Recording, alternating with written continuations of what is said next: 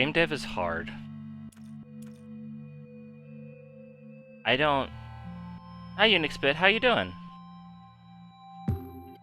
I have not made any progress at all in... Oh god, I named the damn thing, I can't remember it. Irreplaceable. I have not made any progress in... like weeks.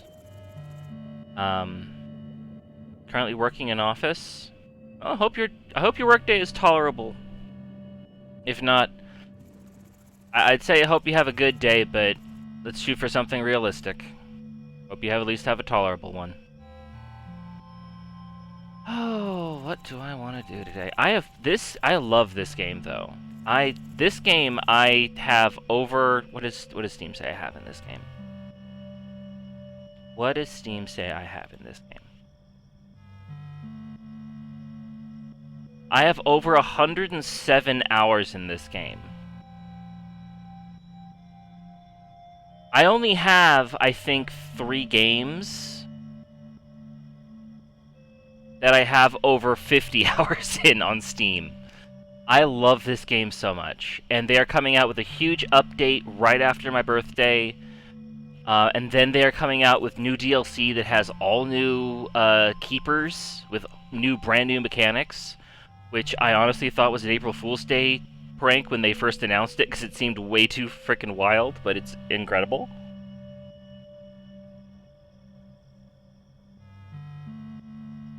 But this game is great, and I love playing it.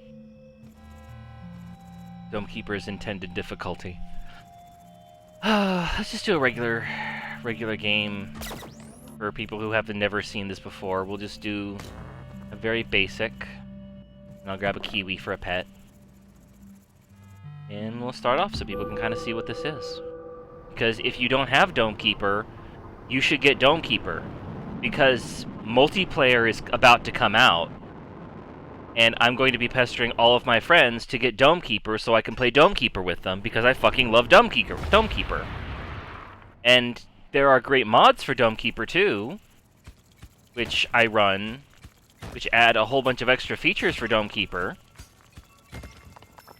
in case you get bored with the normal amount of Dome Keeper there is, which you shouldn't because it's Dome Keeper. But if you do, and I do understand if you do, because, you know, it doesn't matter how good the vanilla ice cream is if it's just vanilla all the time. But there's so much incredible... Oh, I have not turned on, I forgot to turn on something. Where's the button?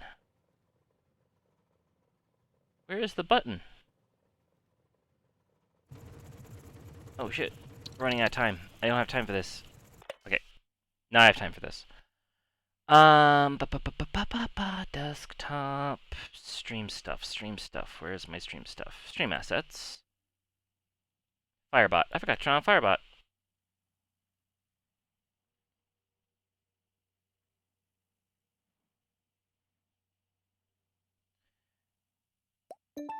There we go.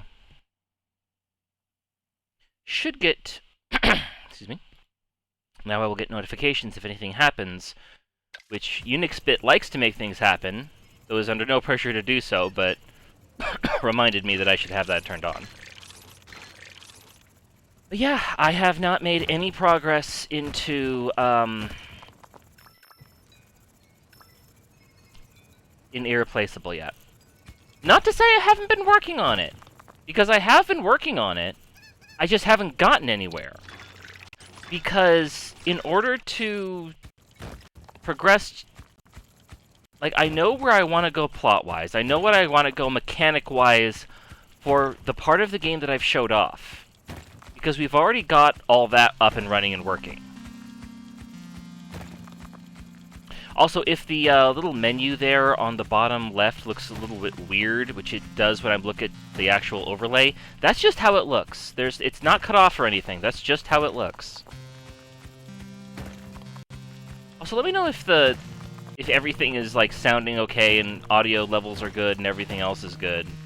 Because I just basically just threw this on, like, completely at random.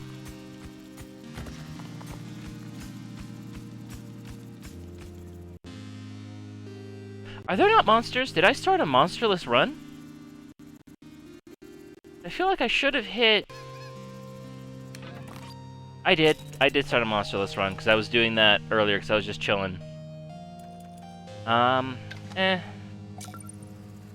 It's not... Yeah, I want to show off the game, so...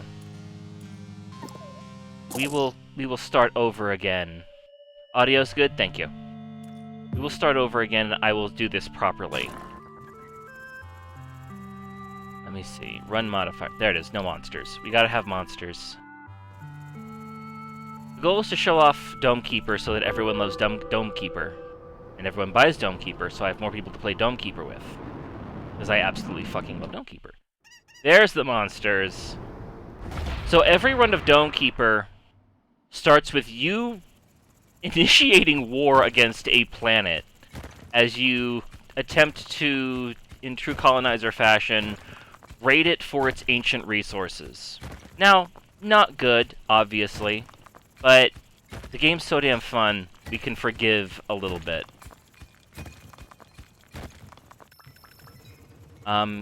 There is no plot to this game, it's pure arcade.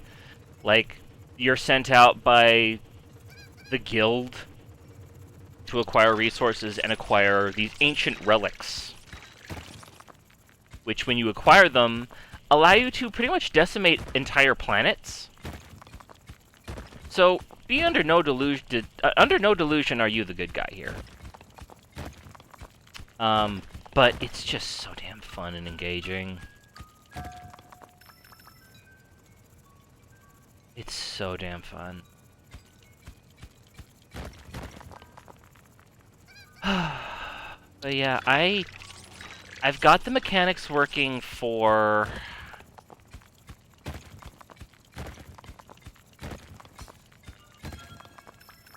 Got the mechanics working for the walk-around adventure game section of the game.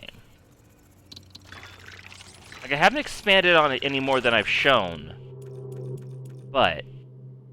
Okay, so let's... So each at a set amount of time, monsters will come in waves. And you have to defend your dome, because you're the Dome Keeper.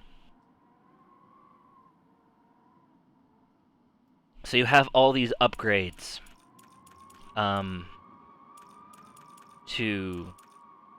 do, because, like, you can increase your suit for, like, better mining stuff. You can increase the actual dome to do stuff. There's a bunch of different domes. This is the most basic version, which is just the laser dome. You can increase the power, you can add a laser sight, which I don't ever do, because you're just firing off a steady beam of laser. You're not going to miss. And you can increase the movement speed, which I think is actually by far the most important upgrade you can get. So let's go with the controls. It's all by the way, the entire game works great on a controller. Like, it is built from the ground up, I think, with controller in mind. And it runs fantastic. I've never played it with a mouse and keyboard. I'm sure you could. I don't see any reason why you couldn't. But it works great with a controller. And it's very fun. It's a very fun, like, Steam Deck kind of game if you enjoy the Steam Deck like I do. I know not everyone does. And that's, you know, perfectly fine, because there's a lot of machines out there that do what the Steam Deck does better. But I have a Steam Deck. I don't have a RetroArch or anything like that. And I enjoy Steam achievements. Oh, they put in weather too. I forgot that came in an update. So that doesn't actually affect anything, because you're in an entirely enclosed ecosystem. But it's just fun, just little things that you can add in. And this game is it's got such a fantastic game loop that it's just so easy and addicting. Like, you go in, you upgrade yourself.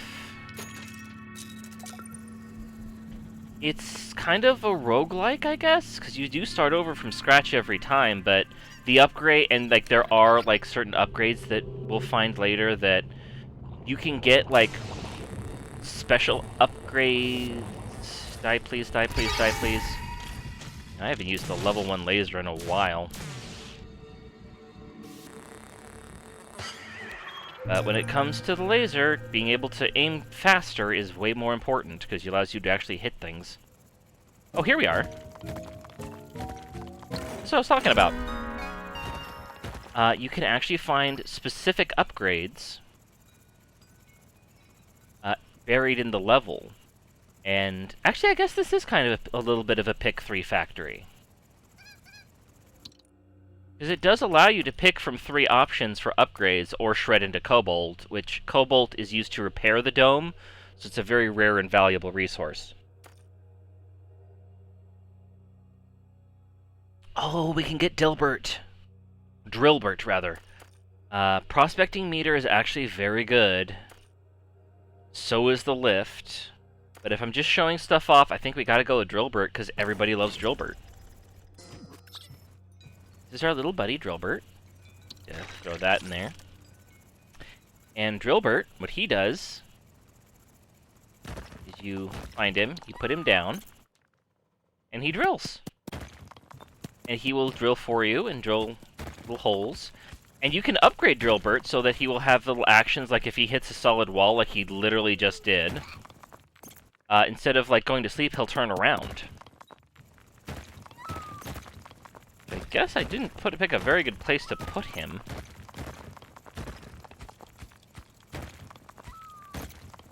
But this game loves Drillbert. Uh-oh. But as you can see, when monsters come out, he gets scared. Until you upgrade him, so where he will not be scared anymore. He will be brave and keep digging while we are under attack. Ooh, we're not doing great.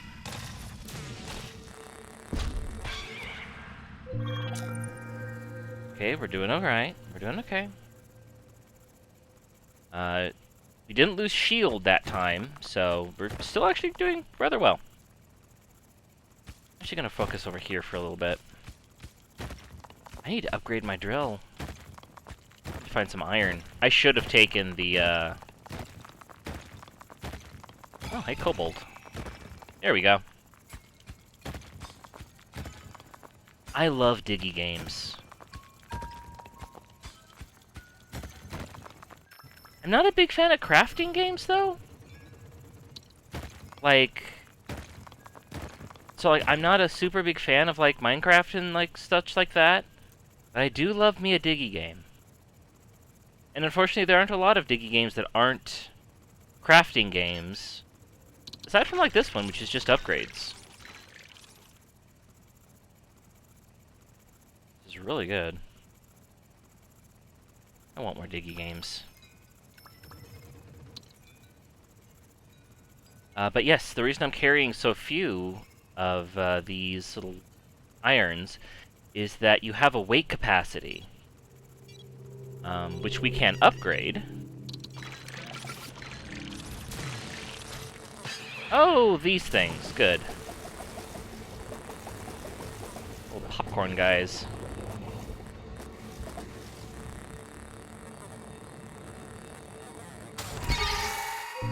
Whew! That was closer than I would have liked. Adaptive wave timer is very useful. Adaptive wave timer meter will signal when an attack on the dome is imminent. Accuracy of the meter will improve over time.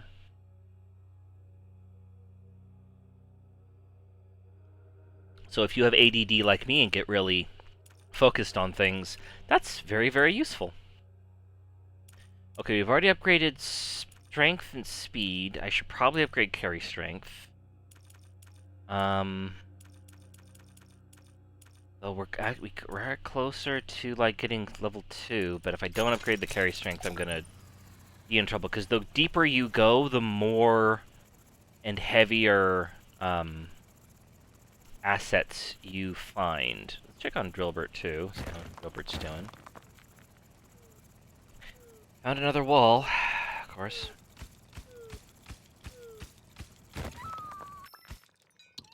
You know what? Turn around and go that way for a bit.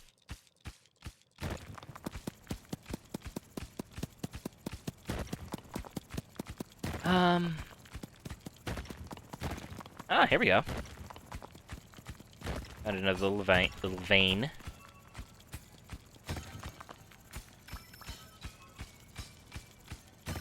Oh, looks like Drillbird found some too.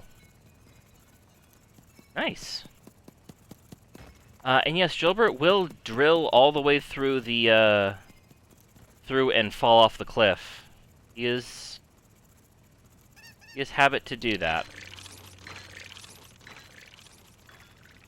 But I can meet him halfway. Oh, actually, you can just go ahead and keep digging that way. Just let him go on his merry way. Oh, I love this game so much. It's so easy to just chill. I was talking about, Irreplaceable, though. And I've got the mechanics down that I want. Definitely want to upgrade that. I've got all the mechanics down that I want for... Actually, let's see if we can upgrade Drillbird a little bit. We have water, which is required to upgrade him. Basic conditioning 1 and 2. Then he'll turn around if he hits a wall. That's very important. This game is not good to play if you're off ADHD meds like I am. Or ADD meds? ADHD? I don't know what it is anymore. I don't know when it got changed or what the difference is. But... Hop! Oh, we took a little bit of damage. We're still good. God, what was I talking about? This dumb autistic bitch just keeps rambling. I think I was saying something about... I have the mechanics down for the adventure portion of Irreplaceable. But I don't like video games that don't have combat. And that's not the best thing when you're just a narrative designer and not a programmer. But I did want combat and like an actual game loop in my game. The problem is I can't decide on what shape exactly that's going to take. I know I don't want real time. I don't want to do like an action game because it feels very prone to bug. It feels like it is something that would be testing-wise outside of my scope and time range and too ambitious, especially for little old me. But I do like turn-based, and turn-based games have been making a bit of a comeback lately. The problem is that my brain keeps wanting to reinvent the wheel on turn-based, and I am slowly fighting myself back on that. What I mean by that is that I wanted to do something more like... One of the best turn-based games that I know of, one of my favorite like ways of like interacting with that, was... Actually, I guess it wasn't even turn-based, was it? It was the, like, action... Parasite Eve is what I'm trying to say. Parasite Eve had some absolutely fantastic gameplay. I loved how that worked. I loved the weapon system in that. I loved the mechanic system. The way the gauge built up, the way you could move around in a limited area on each turn to dodge attacks. Ironically, that system, I first came across that in Quest 64, which I believe predated Parasite Eve, but had a lot of like mechanical similarities, which is doesn't feel good to say. But what was I doing? You're gonna hear that a lot in this game. But I really like that. The problem is I don't know how to do that. And also, we have a game coming out called Parasite Mutant, which is going to be doing that. So, you know, another reason not to get too far into that. I should actually upgrade the shield a little bit. I used up too much energy and I don't have enough to grab another upgrade. Oh, but we're due for a combat, so... So doing that would be a poor decision on my part because I don't know how to do it, and we've already got a game coming out that's going to be doing it better than I ever could, and I want to play that game. Oh shit, you. These guys can be a problem, because they can spit rocks and deal a lot of damage. Fortunately, you can shoot the rocks out of the air if you have enough juice. That shield upgrade really paid off immediately, didn't it? So, talking about Dome Keeper, dudes who shoot spit rocks, kind of a problem. But they are also... I should dig a little hole so he can go deeper when he comes back. There.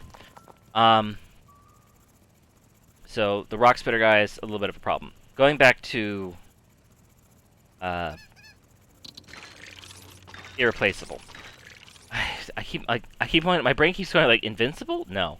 I don't even watch that show, because I don't... Cartoon gore is, like, upsets me. Like... I know that seems ridiculous, but for some reason, I'm okay with, like, live-action gore. Because it, like... I guess I'm just desensitized to it. But cartoon gore, for some reason, really, like, gets under... Like, that's... Oof. Like, that... It's haunting to me. How did I not pick up the kobold still?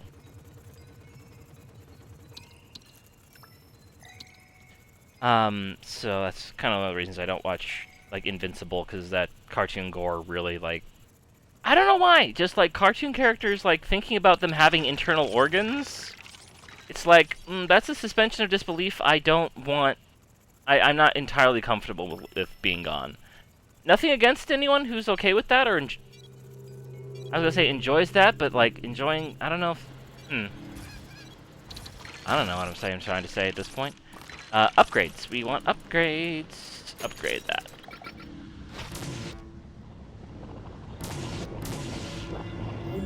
Oh, good, there are two of you. Oh, goody, goody gumdrops.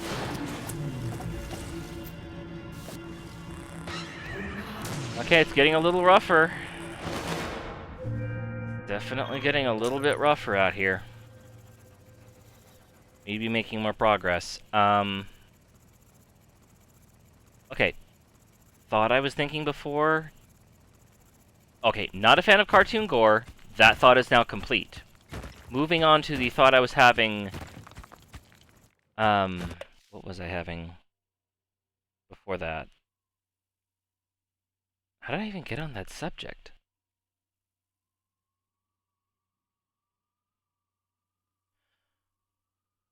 What was I talking about?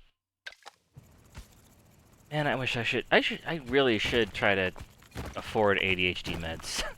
Like, that's starting to become a bit of a problem. I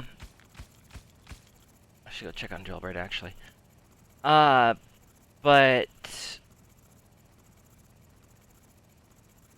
Okay, okay, game mechanics. Game mechanics are a thing that I am trying to decide on. Because I like turn-based. But... one problem I've always had with turn-based is, like, narratively, how do you justify that? And that's a bit of a ridiculous thing, because you shouldn't have to justify how that runs, because that's just sort of the nature of the beast.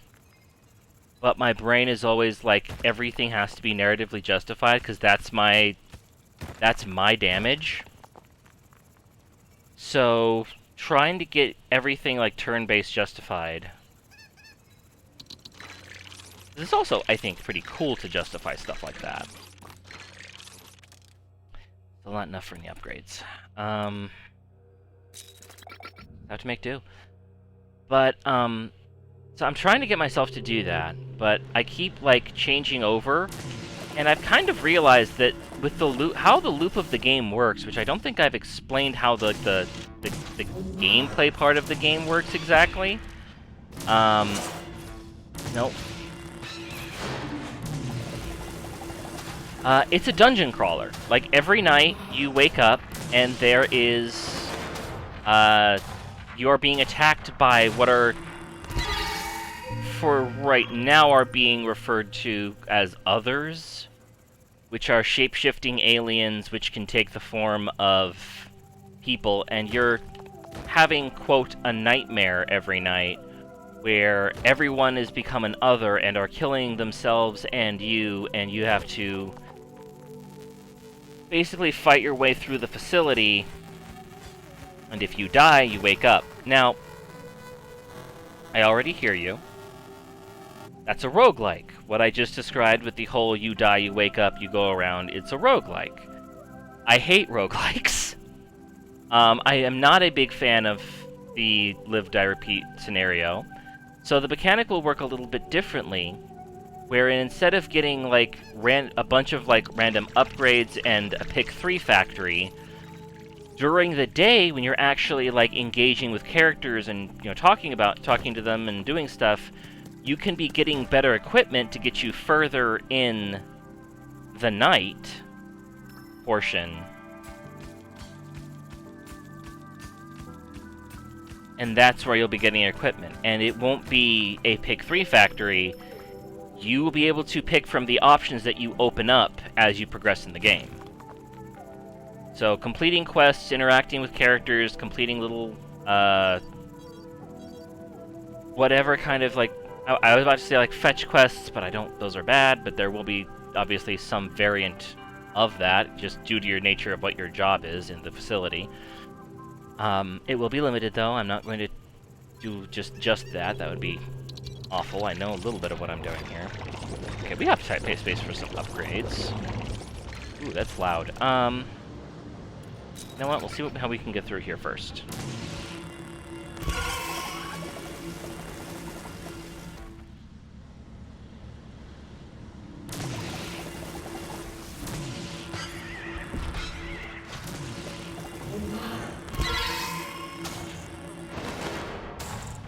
Oh, good grief. Muppet.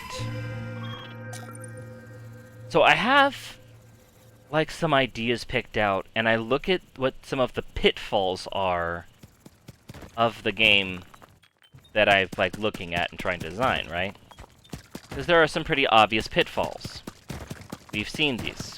I have actually played video games and know some of what makes video games, like, unfun to play. So I want to try to avoid those. So looking at, like, what the gameplay loop is, what the narrative is, and what would work with that, it's going to be some variant of dungeon crawler. And you will have to... I should have upgraded.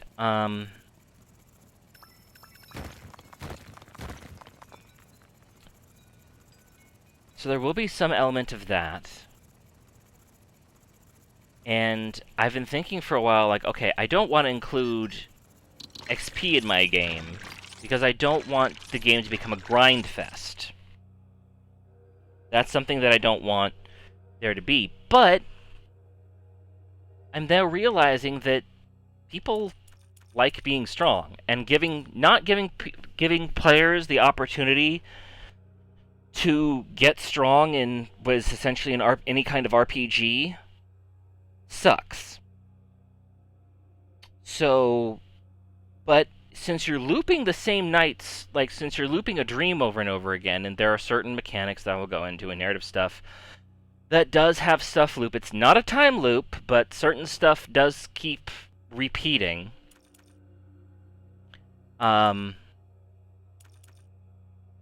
Upgrade, and... Swivel head laser is very good because it will auto-aim, and that's extremely useful in some cases. Is it as useful as movement speed 2, though? I don't think so. We have 7 left. Can I upgrade Drillbert? I can. I shall upgrade Da Boy. Da Boy has been upgraded. I've not explored this area very thoroughly, have I? But yeah. So I've been, like, bouncing around trying to figure out what kind of game I want to make for the, like, combat. And... oh, god damn it, there's one of these things right here? Oh, if I find water, we're going to show what that is, and it's going to be really cool, because that thing is incredible. But I need water to activate it.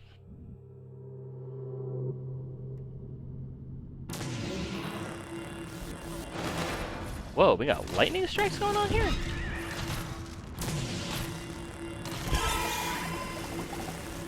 Pop, pop, pop, pop, pop, pop.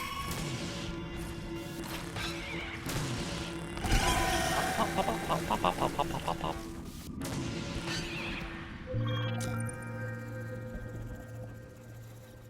Game is very cool. I love this game a lot. But yeah, like I was saying, need water.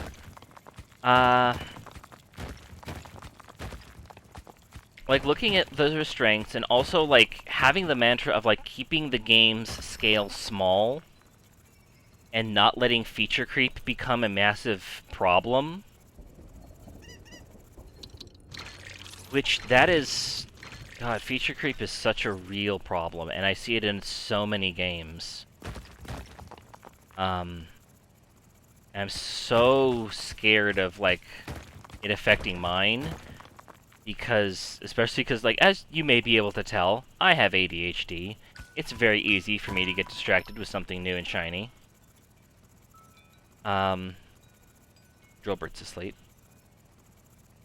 Okay, let's show off what this is. So now we got a little dude. And this little dude will go around, and he will pick up resources for us. One at a time. He's just a small little dude. And he will carry them back to our base for us. So if we have, like, straggler, like, resources that, like, we just forget one lying around, he'll go make sure that we get those resources, which saves us a lot of time. It's very important. And he's not in every level. There are other upgrades that you can get instead of him. There's, like, one that lights up the entire mine, which makes it easier to see resources in rocks, so you can actually see, like, X-ray vision kind of deal. There's a lot of really cool stuff.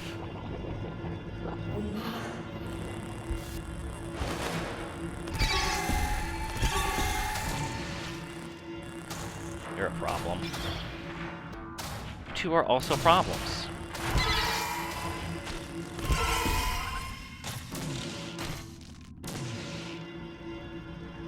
See, he just carried in some water for us. Brain, what are you doing? Move faster. But yeah. So I've just been, like, stuck trying to decide, like, what... The two questions have been this. One, what would be fun to play? I need more water, damn it. That's question number one, is what would be fun to play? Because I don't want to make a game that's not fun, because that's not going to sell, and that's not going to be good. This is another secret. These are upgrades. These are, like, rare upgrades, but I need water to open them. So we're gonna have to wait till we find a water patch.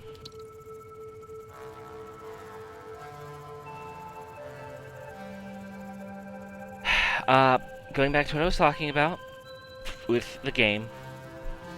Number one, it should be fun. Number two, it should be something that I can do. It should be something that is accessible in my own limited game dev ability. Oh, interesting. Oh, Brett, you can start digging there. And that's like a... that honestly should probably be number one, but there are a lot of things that I could do that would not be fun to play. So that's why it's number two. But it is very important that I be able to at least do it, and I be able to do it confidently. Turn-based combat? I can do that. I am confident that I can do at least a basic form of turn-based combat. No upgrades to get right now. Oh no. Well, the dive bombers are here. They're fun. They deal a lot of damage.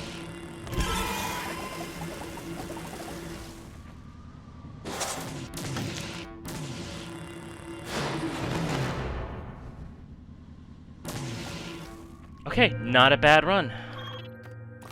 We have kobolds, so we can heal up. Excuse me, we can heal up, which I want to do. Still hurting a little bit on iron. And I do need to find some loose water so that I can throw it in to the upgrader thingy.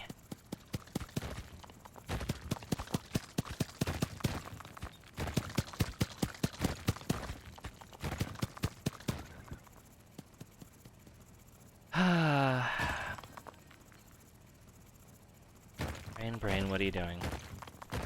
But, oh! Already? So these are important. These are locks. Or,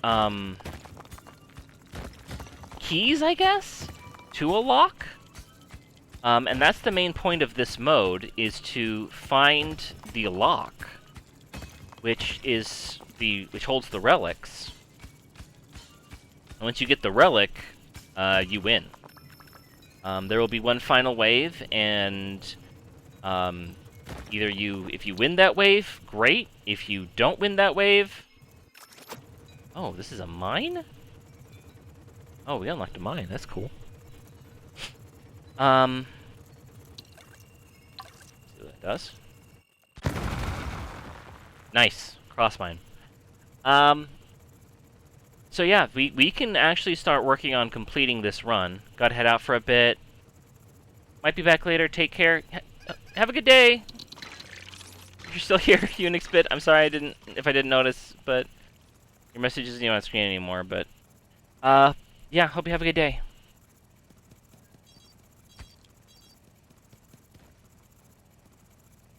But yeah, what was I talking about?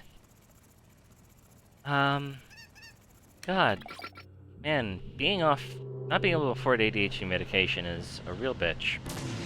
It's amazing I get anything done.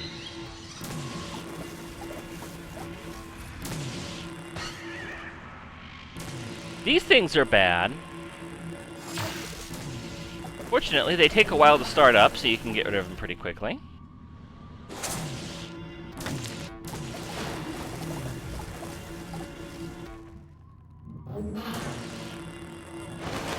Nice. Let's see. We can upgrade. We need to upgrade our drill.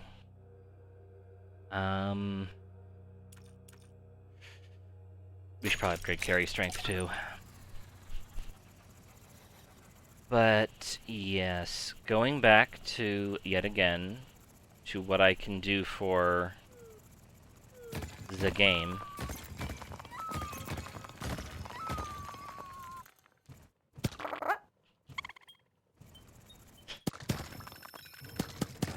It's going to be some form of dungeon crawler. And so I've been looking at dungeon crawlers for like...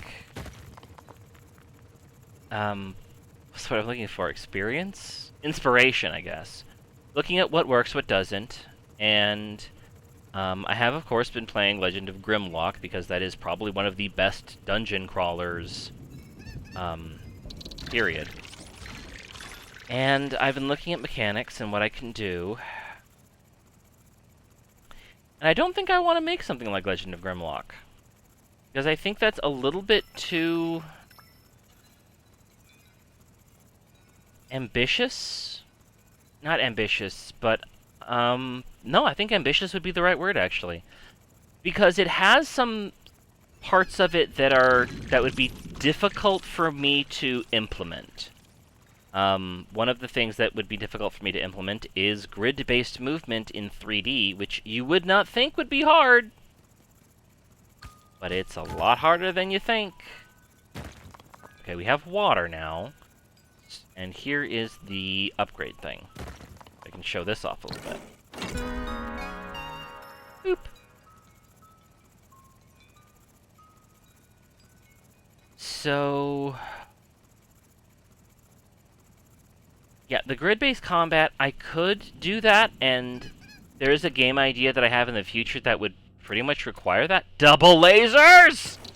That's so good. Now we can shoot in 2 directions at once, and you do not always get this. And oh my gosh, this is so important. Oh, you're here.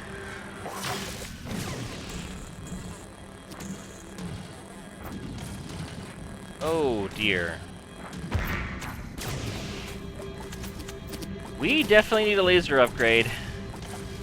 Oh dear, dear, dear, dear, dear, dear, dear, dear. Yeah, we definitely need to get us... in fact... there, laser upgrade. Okay. Okay. So I don't want to make something exactly like Legend of Grimlock. Because...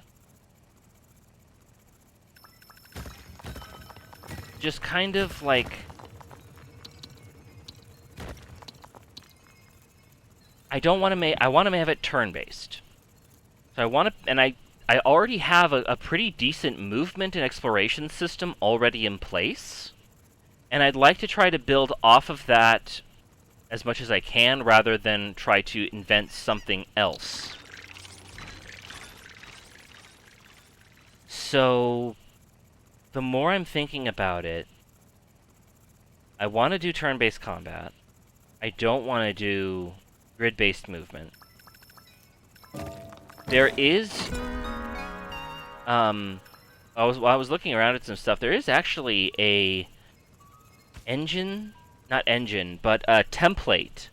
Pre-made template for a turn-based grid-based grid movement dungeon crawler for Godot. It's a somewhat older version of Godot. I think it's like 4.2, and we're on 4.5 now. So it should still upgrade, because it's not like a full numeral difference, like from like 3 to 4. So it should still be compatible, but at the same time, ooh, missile launcher. Underground Station's also very cool. But I'm just gonna get the missile launcher because that's really fucking fun.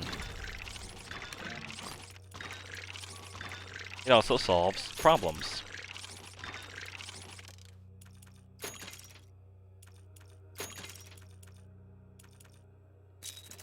Hell yeah. But yeah, just sort of thinking about... because actually, I was talking about what the requirements are for the games that I make.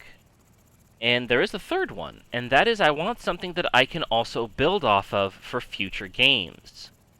And I kind of have an idea of what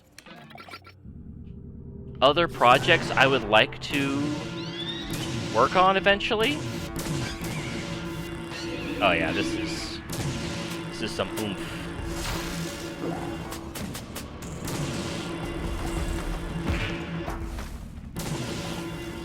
We got some oomph here.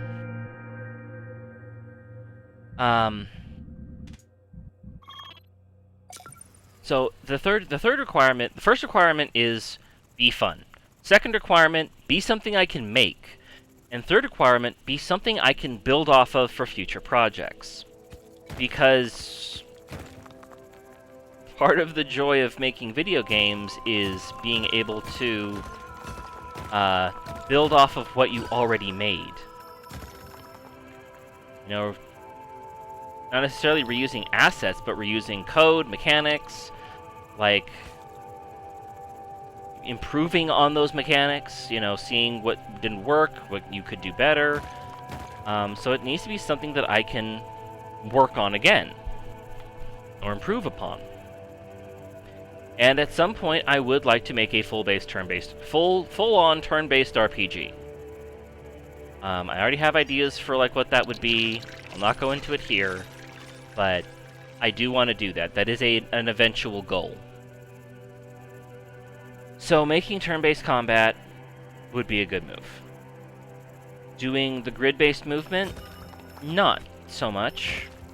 There is, like I said, there is a project that I would like to look at and go back to that would have some grid-based elements to it. But at the same time, it's not going to be exactly the same. It's also not all that complicated to do. It's just something that I am unfamiliar enough to where it feels distant right now. And it also isn't quite what I want. What I want for this. Not for this particular project. So those are kind of my requirements. And the more I think about it, the more I'm starting to come to the conclusion that I should just do, if you if you enter a new room, you will have enemies, and you will have to fight them, and that will be encounters. Because there is one other thing that there's one thing that I absolutely hate about a lot of JRPGs. I wouldn't even say turn-based RPGs, but JRPGs.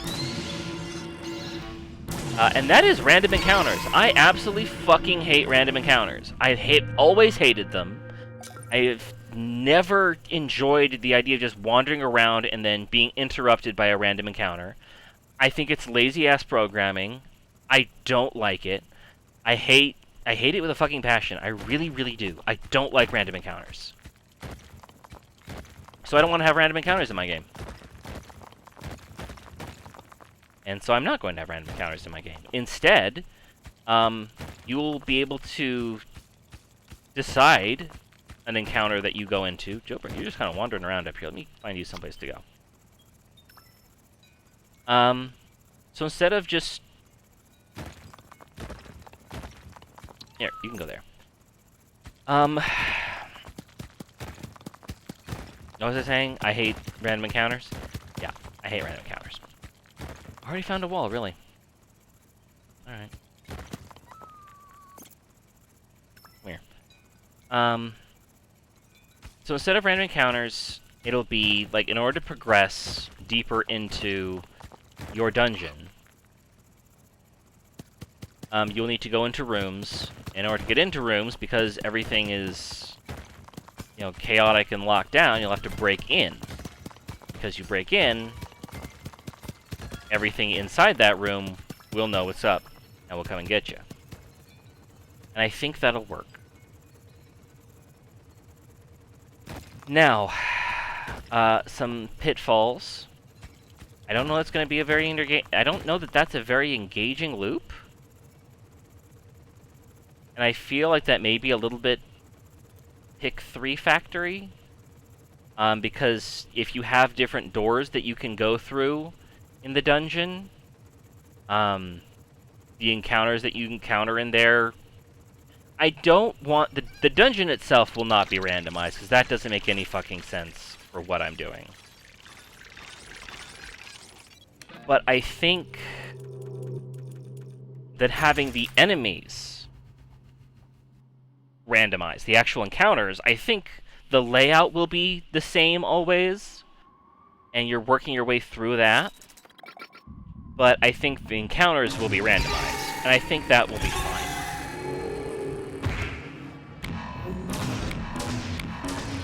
I thought that running dude, like, turned into a pit when I shot him.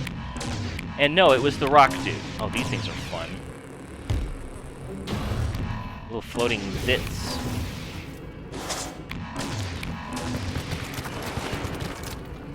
These guys turn into other things. Which are not a problem when you're at this level. I forgot about my rockets. But yeah, I think... kind of thinking through, like, all my options, I think if you encounter a room, you have to, like, pick your way through the room, and, like, that may actually provide a little bit of a better game loop and some information, because, like, if you find, like, optimal routes, you can go... Here. You can start digging here now. Come on. Like digging through and finding like optimal routes to like to get to where you want to go, like mission-wise, because like I think that was the vault back there. When you encounter certain... What am I trying to say here? When you're going through the nightmare sections, you will have objectives of like where you are trying to go, and when you reach that objective, the night will end, or if you die, the night will end, and you'll go back to... And either way, you go back to a day segment, which gives you the opportunity to get more upgrades. But I realized, and I mentioned this before, that whenever you take the XP element out of a RPG, people get upset because they want to make their character strong. And I understand that. I as much as I like hate to admit it, I was raised on, my first RPG, real RPG, was Pokemon Yellow, and I mulched Pidgeys until that little rat could beat that Onix, because the anime told me it could. The anime told me that it could, so I believed it, and I mulched Pidgeys until that little rat beat that Onix, and that set my brain chemistry in a bad way for RPGs. Because there are few games that I will not just grind my little heart out on. It goes brain off, grind on, endorphins go for me. And I don't think that's healthy. As much as, like, I will just lock into that, I mentioned that there were 4 tenets, that there were, like, 3 tenets to my game. 1 needs to be fun, 2 needs to be, attainable by me, and 3 needs to be something I can build off of. Part of that number 1 requirement, that needs to be fun, a core tenet of my entire studio is don't waste player time.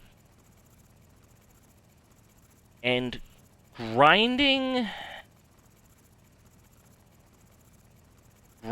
can be that, especially when it's done poorly.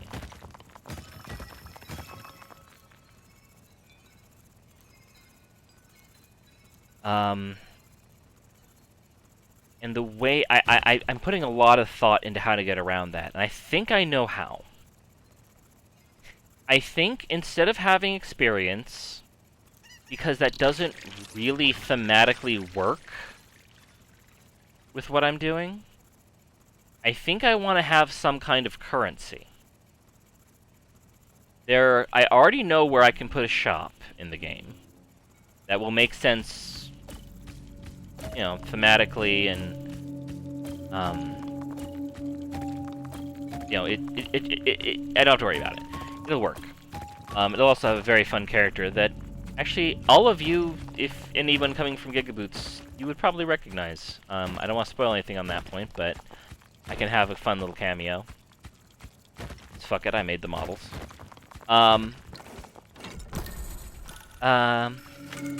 Won't be exactly who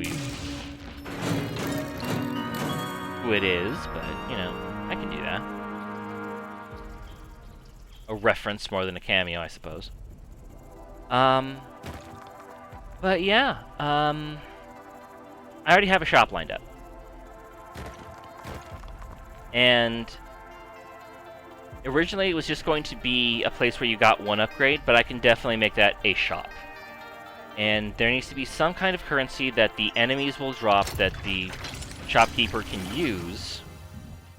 By the way, we're ending the run right now. Like, we finished the run. I can just lose right now, and... Oh, shit.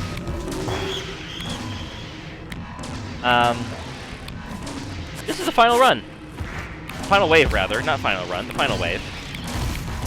And, as you can see, we're getting pretty thoroughly decimated. Because there's a lot of shit up here.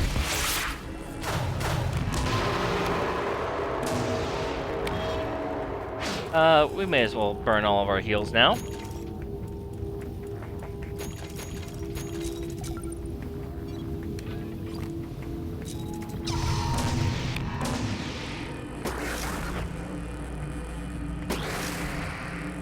Can I win? That's the question. I'm in a DPS race right now. Oh, I think I might not even have needed to use the relic. I think I actually won. Double lasers and maxed out damage. Hell yeah. I didn't even need to use the relic. Survived the run. That's very good. Go ahead and show them mine. We can do automatic camera. But yeah, I think I'm gonna have a currency that you can use to buy some upgrades, and some of the bigger upgrades will be quest related. I think that's how I'm going to do it. I think that also allows me to maybe gatekeep progress a little bit by setting like what's available in the shop. Like what homegirl can build for us.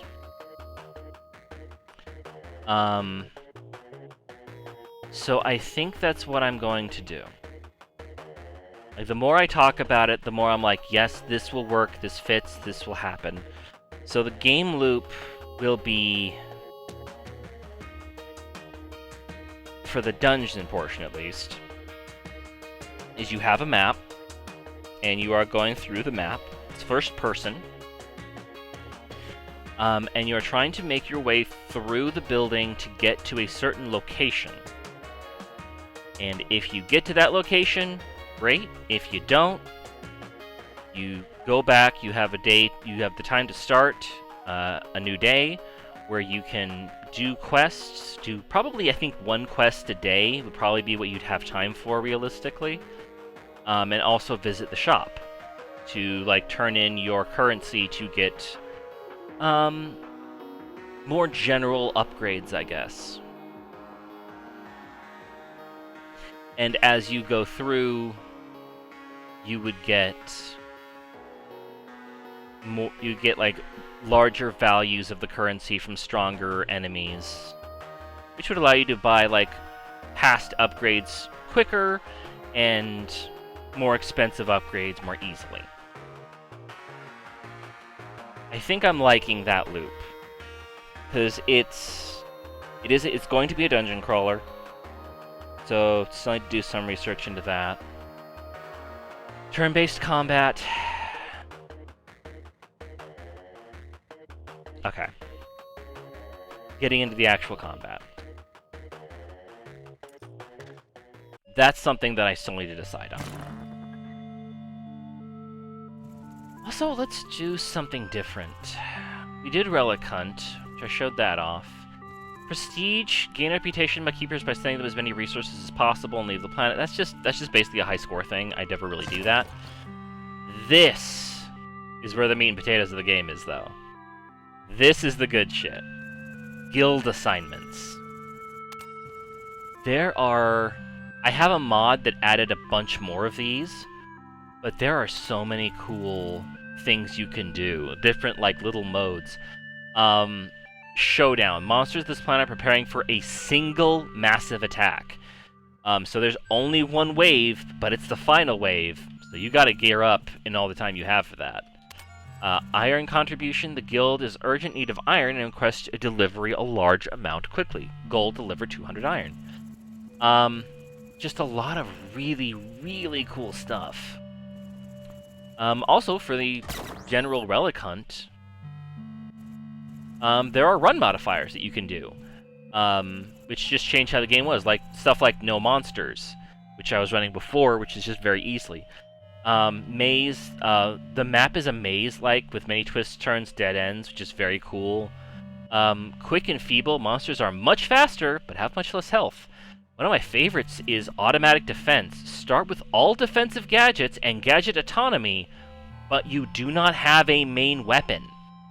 So, you start off with all the like defensive gadgets, which I can show off actually, and we can actually do multiple versions. We can also do Drillbert mode, which is you start with Drillbert and blast mining, but the Keeper suit cannot be upgraded. But you can get a lot more Drillberts as you go. So you can't mine, but you have to have people mine for you, which I think is something that's going to be going along with the new Beastmaster. I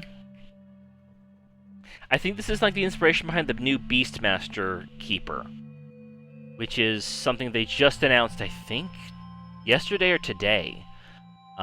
They were showing off what's called the Infiltrator one, which is basically a ninja where you don't have a jetpack, you just run and jump and climb walls, and you're basically a ninja throwing explosive kunai to dig and mine. Oh, there's also a second Keeper I could show off, but I don't want to show him off because he scares me. He's tricky. Let's go with just automatic defenses for right now, and I guess I'll do another relic hunt. And we'll do the same one, but... Okay, so this doesn't matter anymore, but my shield stuff does, and I want to show off my favorite gadget, other than the shield, which is just general good first starter gadget, which is the drone yard, which is very, very, very cool. Drone yard, I think, is my absolute favorite. And we start with murder, as we do, because we are conquering. So drone yard's great because, as you can see, I've got a little dude already. And now when I mine, the little dude will go get the resources for me. Just like that dude that we had before.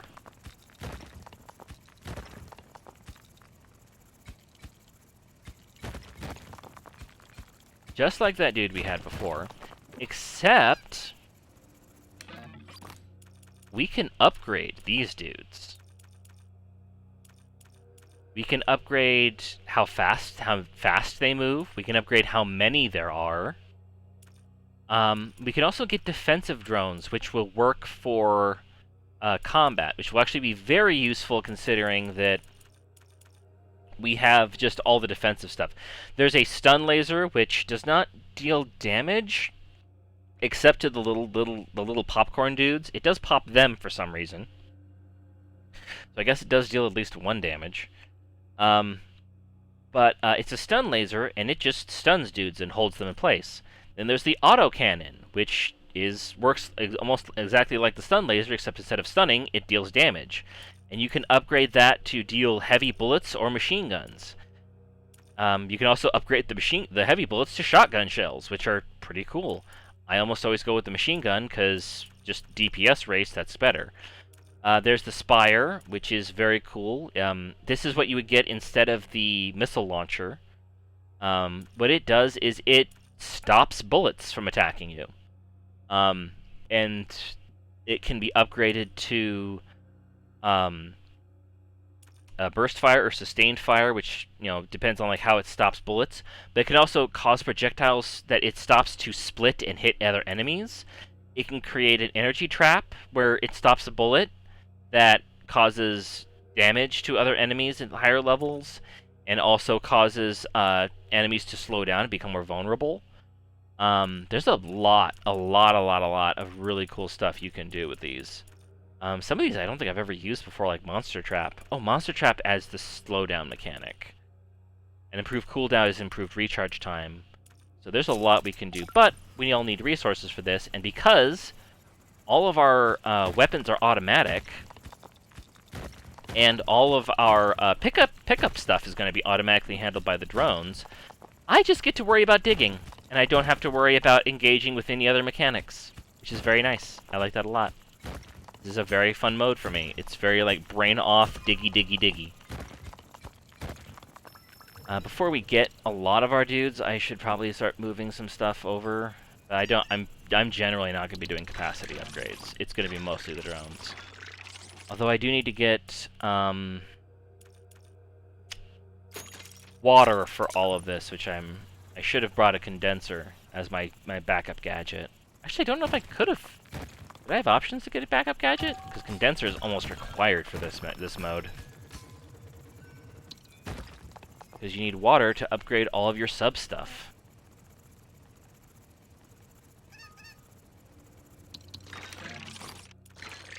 So there we go.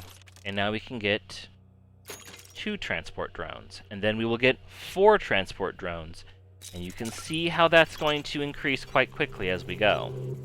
And I don't have to do shit, because they're all on auto.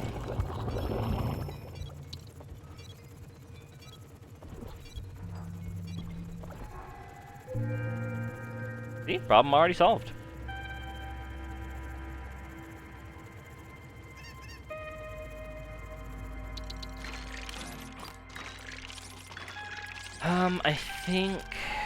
I think instead of upgrading the drones any further right now, because water is so precious and I only have option for autocannons, I think I should focus on upgrading the autocannon first. And I think I want to upgrade the speed just so that the autocannon hits things and gets to them faster. But we also have some time to upgrade our own speed too. Not going to worry about carry capacity, because that's not my job here.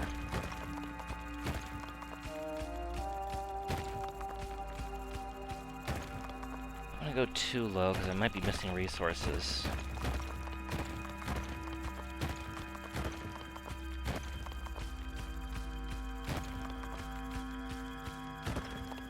Actually, I am actually going to take a break, because I'm out of water and my throat is getting a little dry.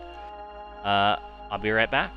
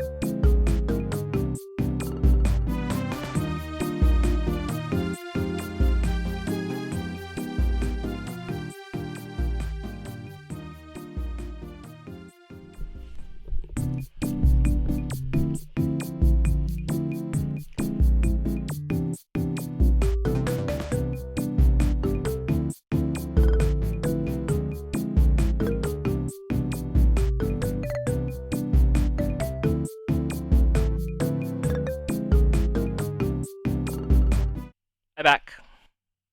I got some more water, and I got myself a cookie. Cookie! Now we go back to this. Okay. Going back to what I was talking about before, which is something that I haven't really gotten into yet, is the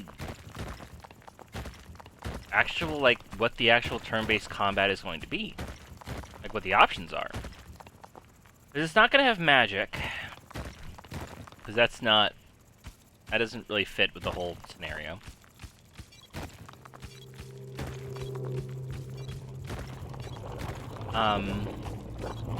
You will have a gun, which is just a one-hit kill on anything.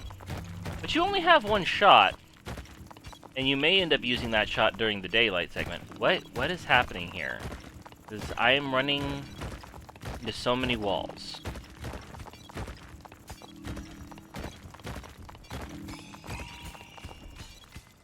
Too many walls. Okay, we're doing good. Fences are holding.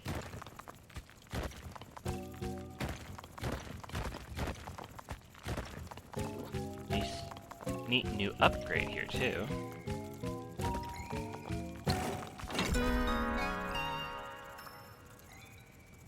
Carry this up. But the question remains, like, what are the actual mechanics going to be for this game that I'm making? And I don't know about elemental damage. One of the ideas... Oh, Drillbert. Drillbert would be so good here, actually. But a condenser is vital. I think we need the condenser more. Yeah, we need the condenser way more.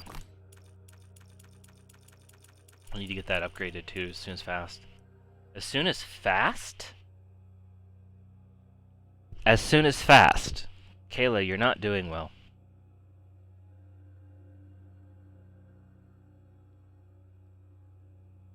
Take a drink of water. Hydrate, everybody. Oh! Also, I forgot to show this off. I have a stretch emote. We can stretch now. Big stretchies. I can wave. Oh. Wait a minute. Oh, wait a minute. I forgot to change that. If I'm talking, I have my helmet on.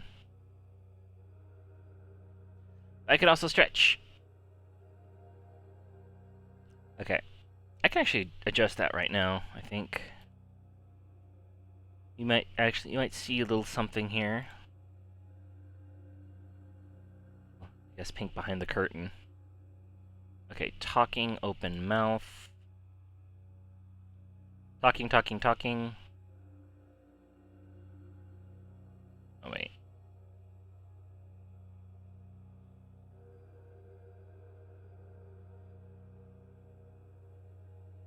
What is it I need? This I need to remove? Is this I need to... Okay, so now... Okay, so closed mouth images works. Open mouth. Closed mouth blinking, which is what it is. Okay, I think I just need to replace it. Shouldn't be too difficult if I get this right. Jimmy Pixie, wave. And this one.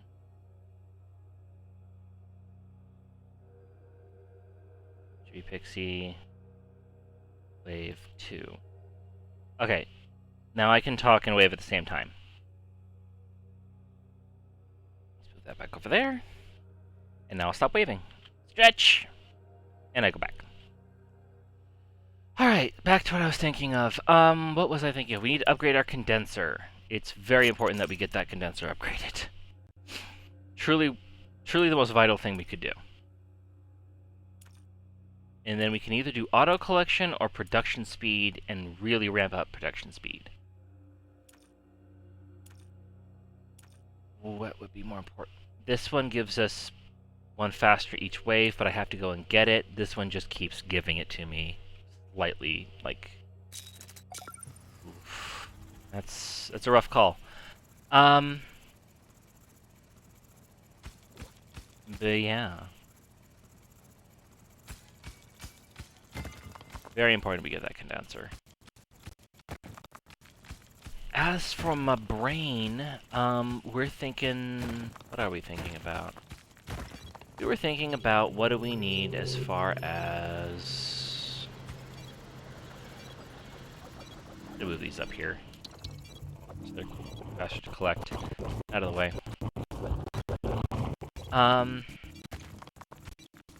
What are the combat options for Irreplaceable? And I think one of the ideas I had early on was that because this is the combat is taking place during, like, basically the Purge, where, like, everyone is, like, killing everyone and sort of trashing everything, is that I had the idea of certain items of the environment being useful, like traps. But if I'm going to do a turn-based RPG and not a tactical RPG, then the whole trap idea doesn't really work. Because, like... Let's meet them halfway. How would I even implement that? But I could do it by having it be like an object in the environment, and if you click on that object, then you can utilize it. And I think that might be pretty cool. It would be a little bit more complicated, but, and it would be limited. And, like, it wouldn't be a full tactical, but, I mean, at the same time, like, I am but I'm a little one girl studio. I'm a little one trans girl studio here, and I'm not a programmer. I do not have computer training. I'm basically just sort of learning this as I go. So, oh great, another thing we need water for. It's a precious resource.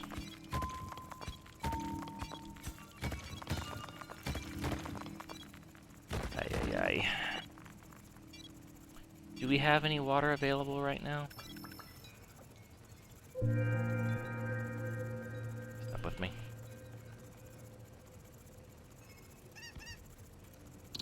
Nope, none yet.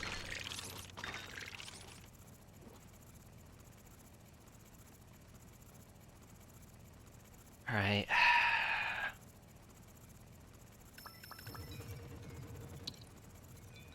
I guess I should probably upgrade my capacity a little bit, just to sort of supplement things. We do actually have quite a bit. Oh yay, water! Precious, precious water. I think I'm gonna go for auto. Just to have that, just so I don't have to kind of worry about that. Now we can't upgrade anything else. Oh, but these take cobalt, which is actually pretty good. The battle grid. We'll activate a battle grid, get them up and running, and then I am going to... I'll upgrade that just because I know there's more iron I can grab. Okay, so we got automatic water grabbing.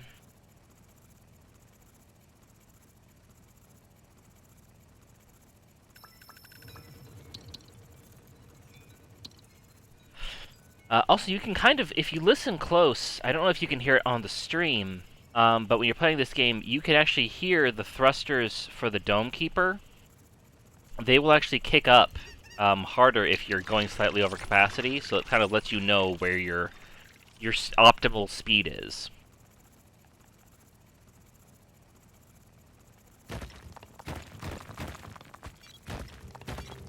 Water! Lots of water, actually. Cool. Very good. I can actually grab all of this.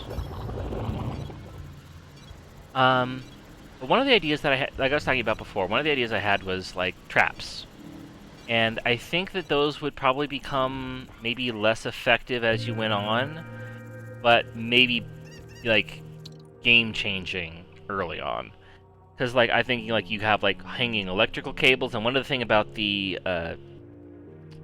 aliens that are the Body Snatcher aliens is that keep your primary gadget permanently overcharged without using up water. Water production will be delayed after overcharging. No thank you. Excuse me. Spire continuously slows down all enemy projectiles. That's not bad.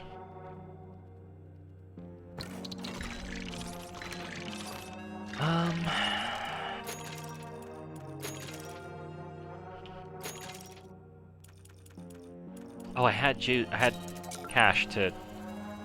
Doesn't matter.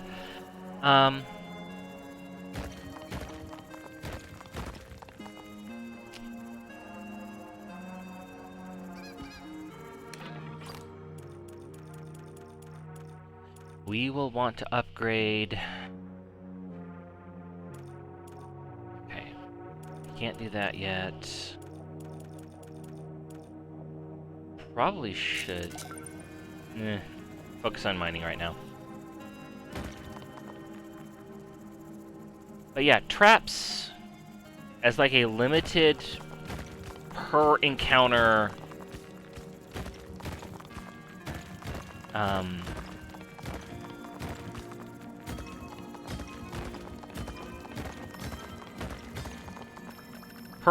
thing.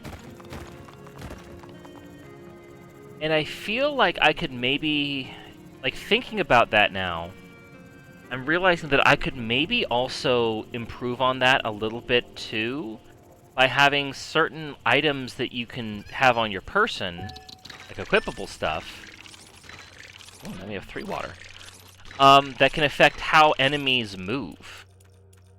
And, like, you can use that to, like, move enemies around. And certain enemies maybe can't be moved, or move a little bit more than the others. Or maybe react differently, like some enemies maybe jump up over an object instead of jumping to the side. If you launch a, like, big wind-up-y attack. I think, actually, that could be pretty fun. Like, having, like, environmental hazards in the combat arena that you have to, like, instead of just doing, like, cast fireball, you can use manipulation tactics to control how they operate. Like, how they move. That actually might be interesting. And I can see that would not... Like, that could be difficult tactical-wise, but if I'm doing that just from a turn-based strategy kind of thing, it would basically break the viewport of the screen up a bit. Or it would be... Maybe it would be 3D? Like, you'd have a basic attack as well. But I think that, like, having the ability to, like, use the environment, that also would thematically work pretty well, too. And some interesting stuff could happen that could hint at some things. So, like... Hang on, some ideas are coming to me here. I'm curious if I can do something. Hang on.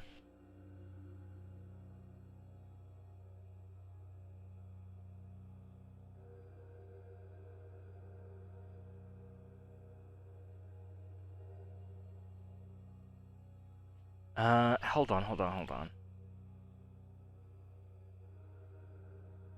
What am I doing? I want to know if I can even do this right now, because maybe I can't even do it.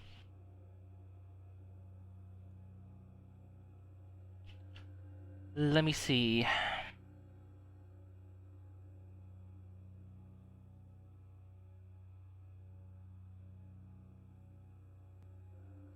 Will OBS cooperate?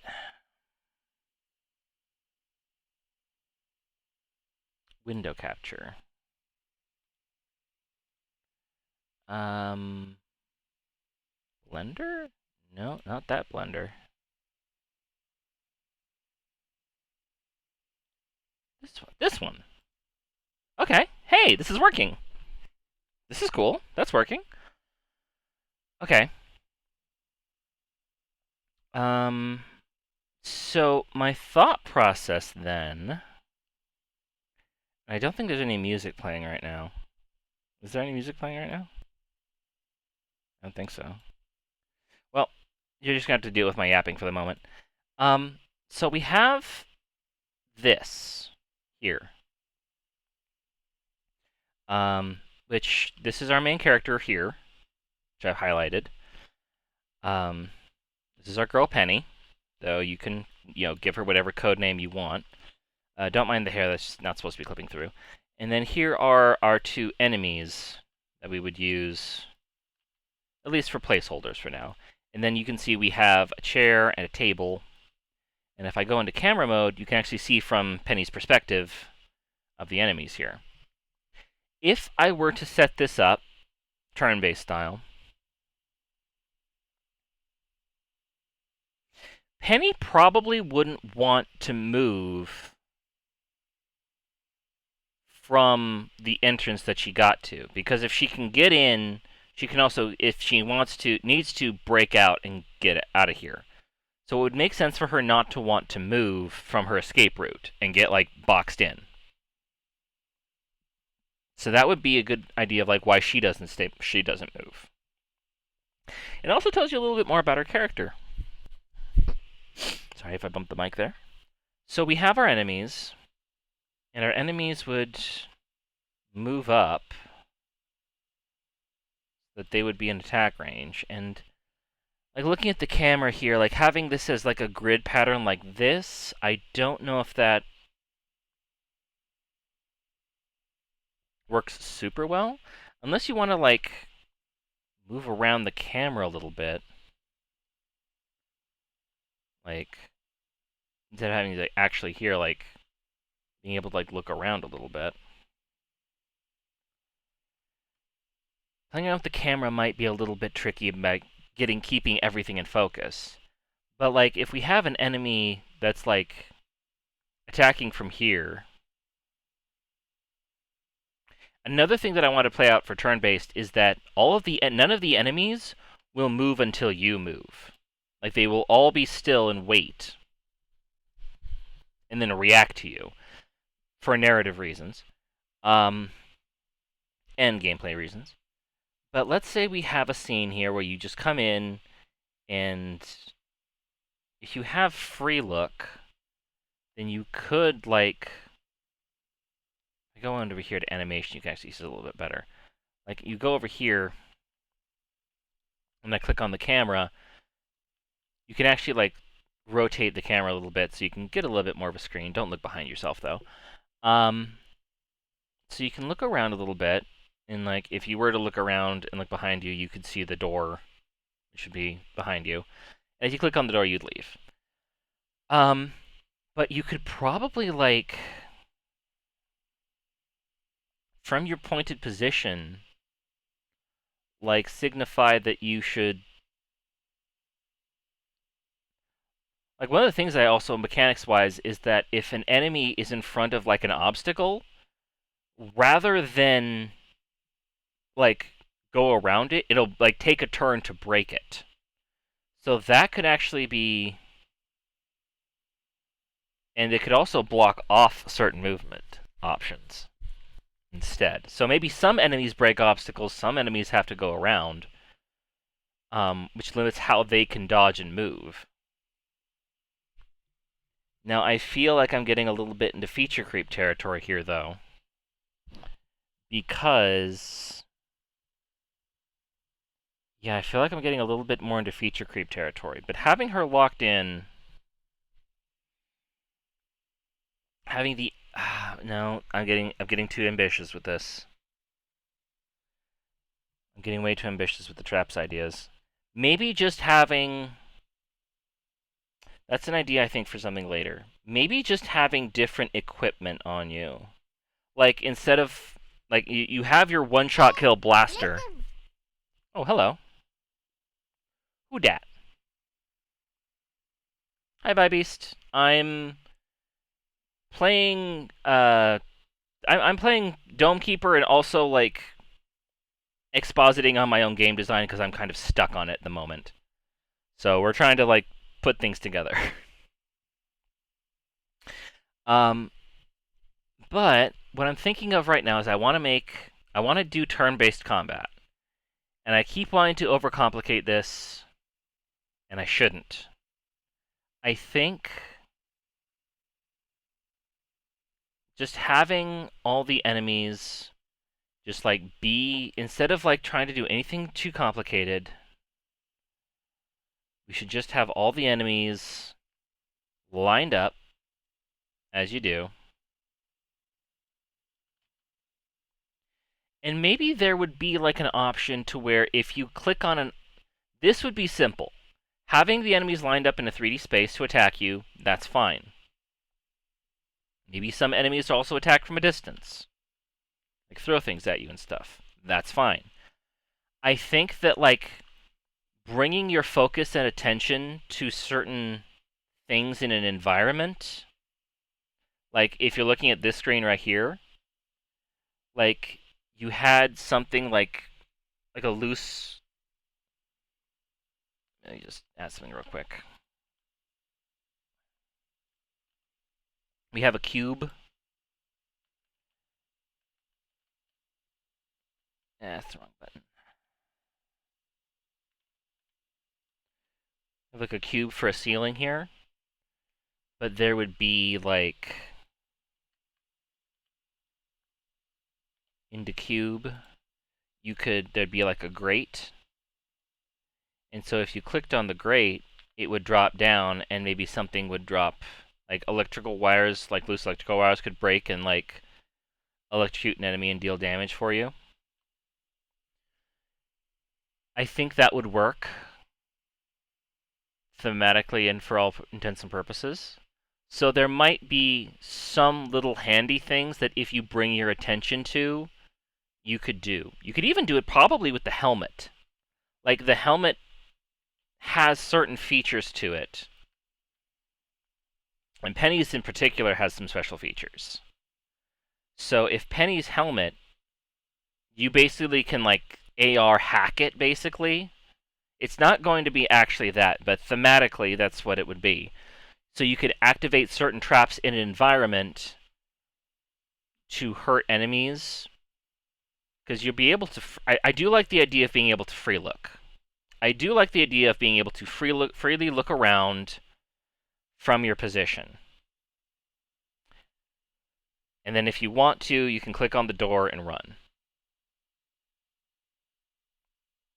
So I do like the idea that Penny would go inside to like look at environment and try to like suss it out, and then not want to move too far away from her escape route. I like that. And that keeps her planted to the spot. I don't have to worry about moving around tactical combat. She stands her ground, and then she like backs out if she needs to. I like that. It's also a good character thing. So, but there could be like little things in the environment that maybe you could click on and activate that would be like traps that could help, you know, turn some tides a little bit. Also, when you get into more mechanically interesting areas, like I kind of have planned before, there could be some like more interesting traps.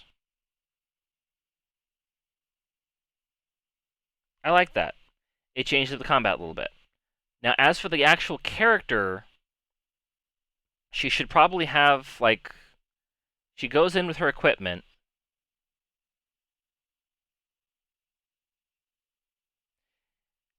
Okay, I'm liking this. You have your one-shot kill gun, and then you also have your other weapons, which, depending upon what you build and what you buy and what you get for the currency. So I like that. Each weapon would probably have some use, because one mechanic that I do want to make, that I think I'm pretty dead set on, no healing. You do not have any healing. There's no ability to, there's no magic heal button when you're in combat. When you're in the actual environment, perhaps there is a med center. If you get to the med center, perhaps you could find or get some equipment to heal up after a match. But definitely not during combat. That could add to some interesting things, because it is a little bit, it does have a little bit of a roguelike element to it with the runs. But I mean, it's more like this. It's more like Dome Keeper than it would be like,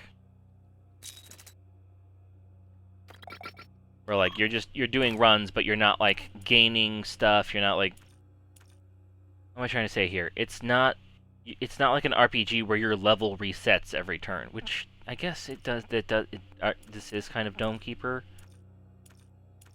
A little bit actually, because your level does kind of reset every time you do a run. Huh.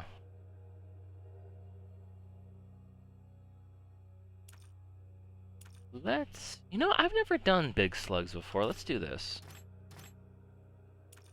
Oh, I need to do this first. Okay. And then do that.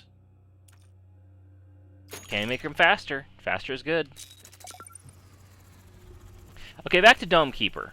Now that I've kind of got that idea sort of sketched out in my mind, maybe for the actual, like, RPG combat, like, I could...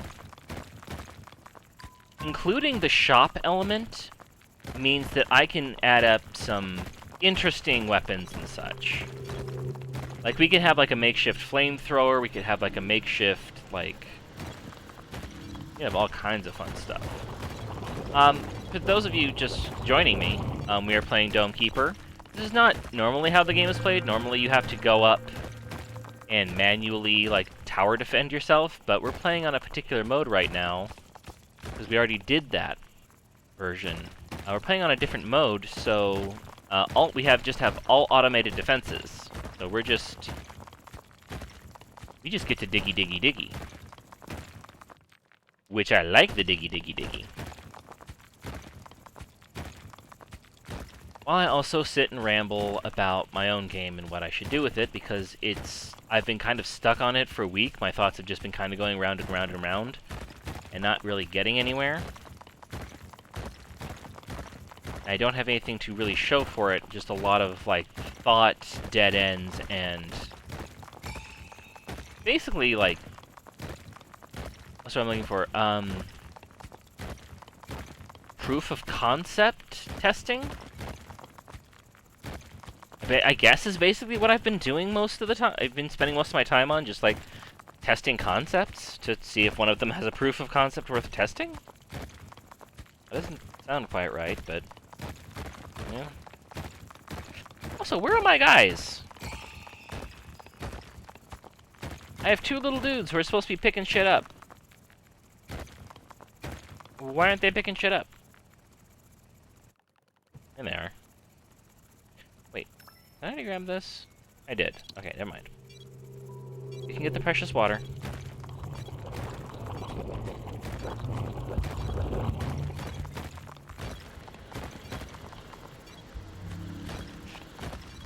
Oh, boy. So I can have some different weapons. Also, doing the just turn-based approach, I could probably also do a party system. Because if the enemies are going to be acting at the same time as my player, then that means instead of, like, the player necessarily, like, taking turns, it's more of like a system where you will, like, queue up your turn in action, and then execute, and then the enemies will also execute.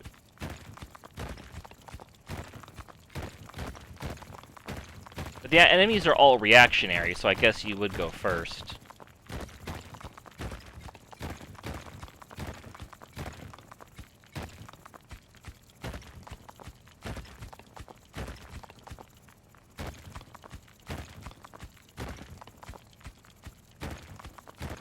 Yeah, I'm seeing that this is starting to take a shape that I can conceptualize and recognize.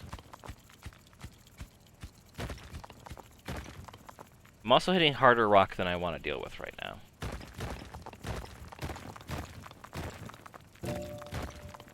Yay, upgrade.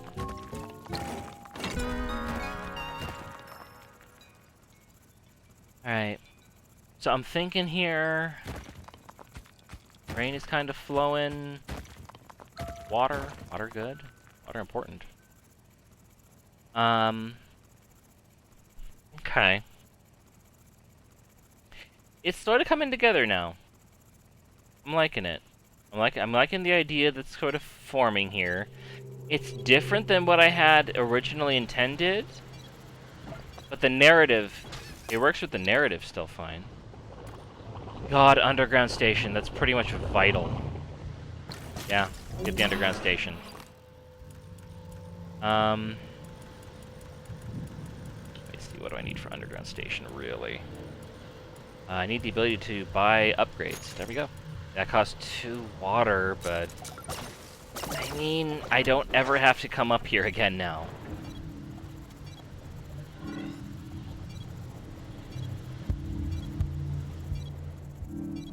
Yeah, there's a small war going on up top, but we don't worry about that.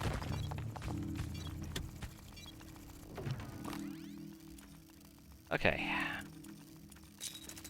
Let's see.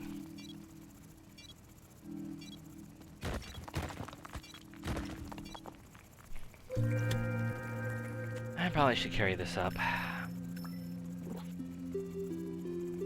You got it? Alright.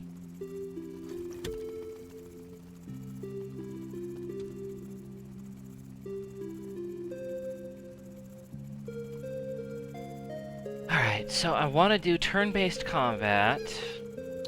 I can have a little bit of an adventure game element and include that with the free look and the ability to...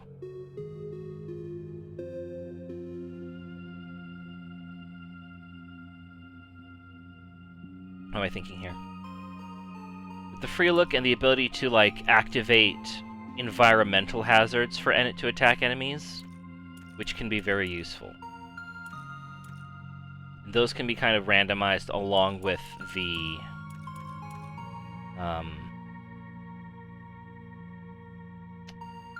What am I thinking here?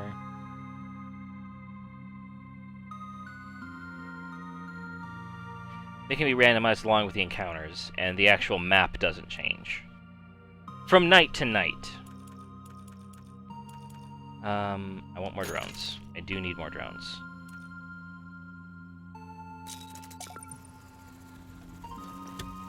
We very much need more drones. Okay, so with my brain going... Turn-based combat.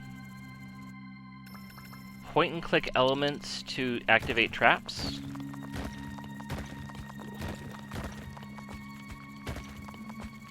That's all kind of working for me, honestly.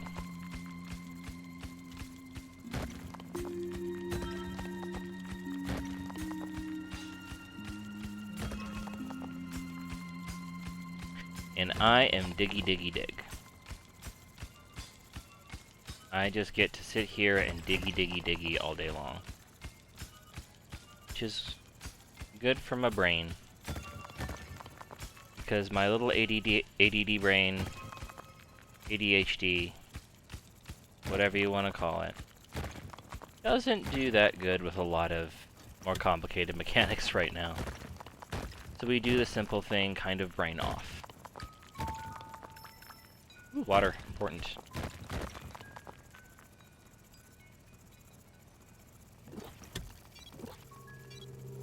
Ooh, the top. Go find it.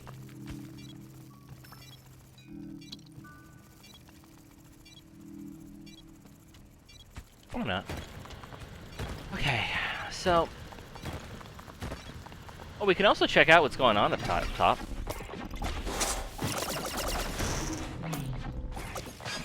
See how they're doing.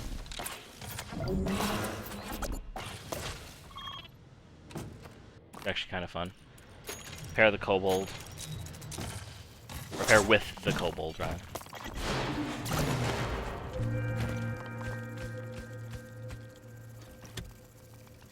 But yeah, I think that's a pretty... Okay, is that going to be fun? Is turn-based combat? That's pretty well proven to be pretty fun. Is it something that I can do? Well, a lot of the mechanics... Yeah, I've already got some mechanics put in place. I already have a ability to stop the player from moving. So if I just position them right in front of a door, that will work.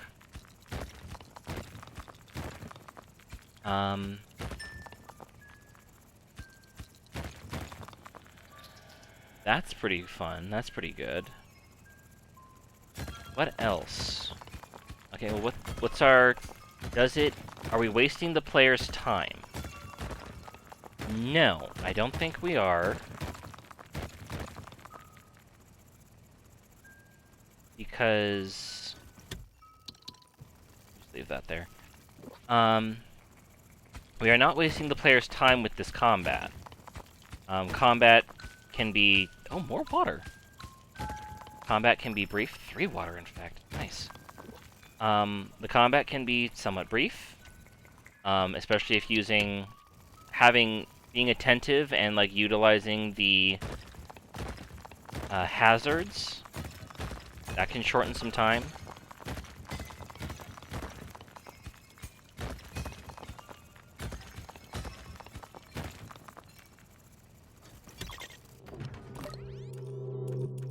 Okay, we need to do some upgrading.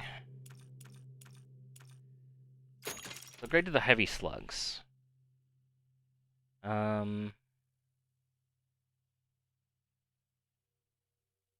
between shots slows down significantly if I use shotguns. That's what we're committing to. Can I just upgrade myself at all? No, not yet. I can't. Don't have any juice. There is something going on up top.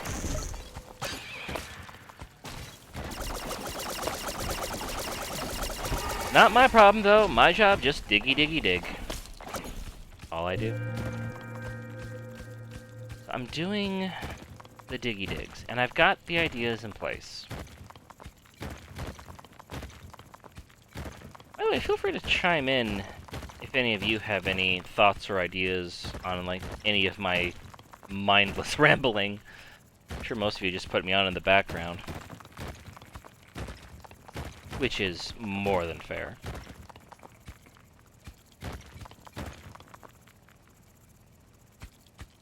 But is this attainable? I think so. I think I have the ability to do turn-based combat. Is this reusable? Yes, I intend to do more in-depth turn-based combat in a later game, so this will be reusable.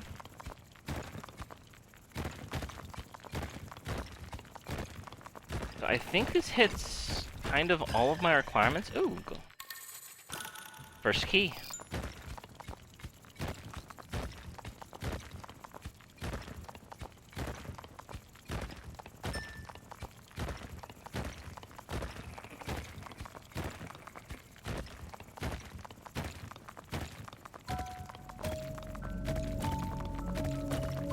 Oh wow. Found the lock.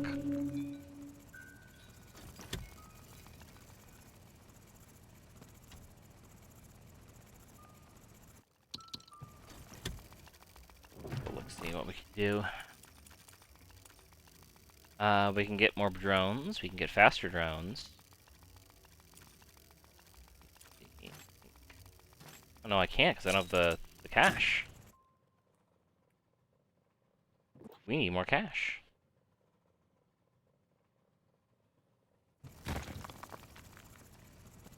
Guess I'll help him out with that.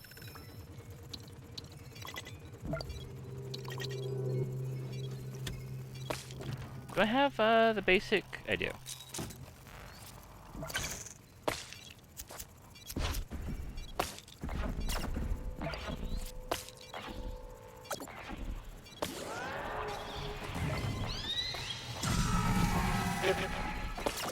We are having a ball up there.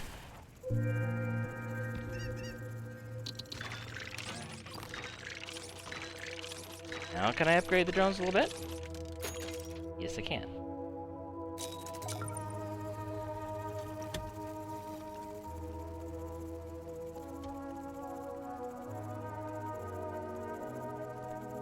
So, we got the drones. And I've kind of got my mechanics. Like, I'm feeling...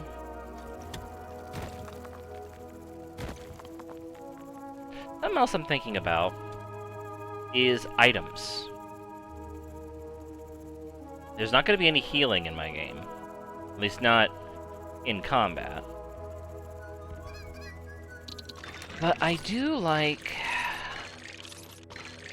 using items. The problem with using items is that sometimes items can become a resource sink. Because you buy an item, you use it. It doesn't really matter how good it is. You know, a lot of people are hesitant to use items. Although if I make certain items...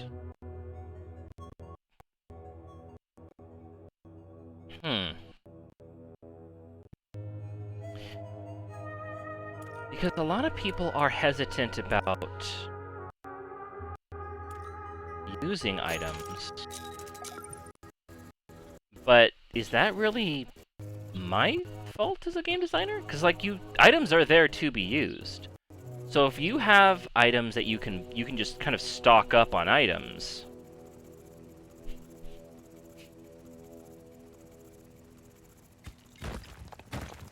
And if you have the ability to use your currency in ways to basically just get items. Like if that's an option for currency is to get consumables, but you can buy the consumables. Especially if they're combat consumables. Like, one of the things that I liked is the idea of like you have an item that you can use on a certain run.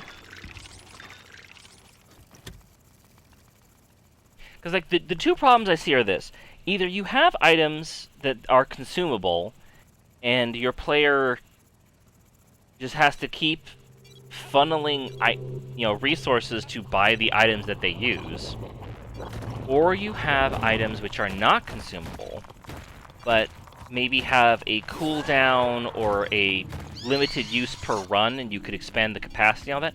Actually, that's not a bad idea, because that being able to, like, something that, like, refreshes each run, that fits with some themes, but being able to expand the capacity of, like, how many of that item you can carry or utilize, that fits with the theme and is also very fun.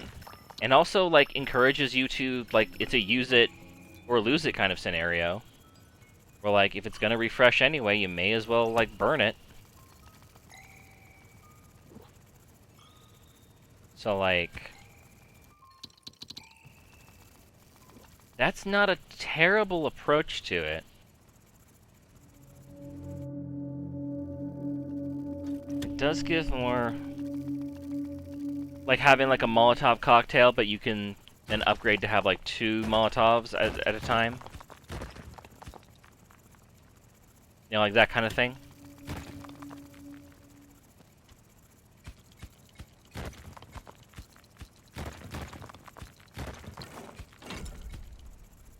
Maybe you could upgrade to have, like, a healing item that just doesn't work, like, in combat, but you can have a number of heals that you can use after combat.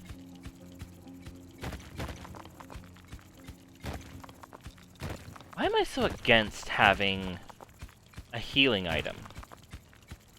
Or having any healing in the game? Is it the roguelike bug that's, like, biting into me, saying, like, no, you only have one run? But, like, as like, we get more options in combat, that seems less and less important. And also, it feels less fun.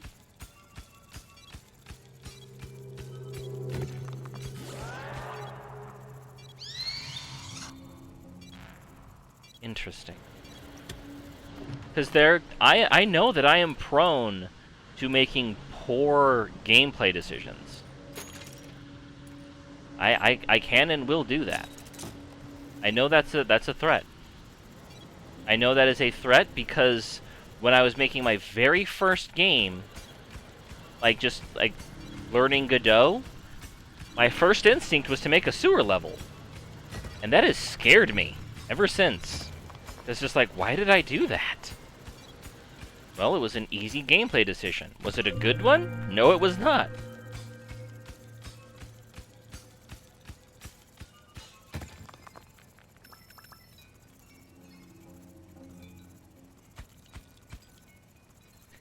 Honestly, I think the game's starting to come together a little better now. Ooh, those guys are zipping along, aren't they? Look at them go.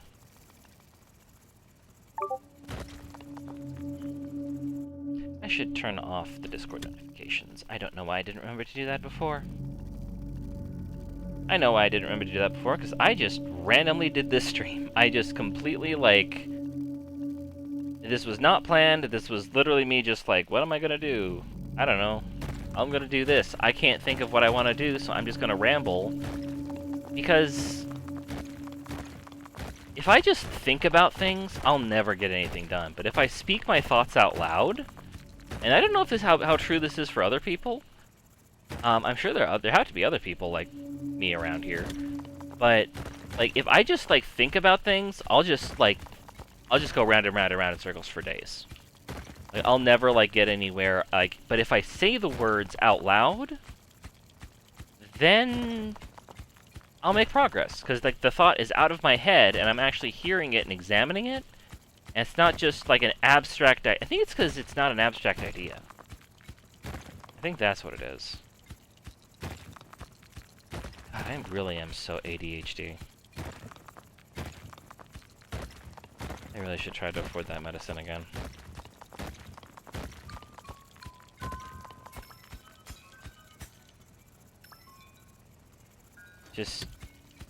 Brain is just gone. I am just rambling. I realize that I'm just rambling, but I have to ramble, otherwise I'm never gonna get anything done. Because it's been oh shit, we're almost dead. Damn, glad I looked at that. We almost died just now.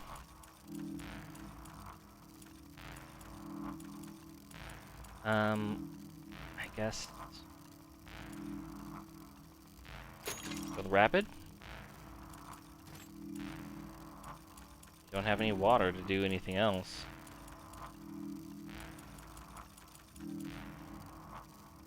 I can upgrade that speed. And I can upgrade a me. Upgrade a me.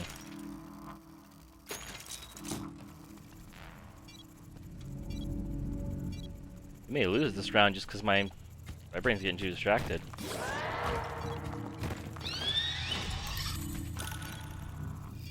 Is that all I needed?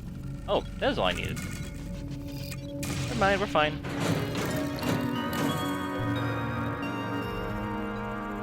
So long as I can get this back before we die, we're fine.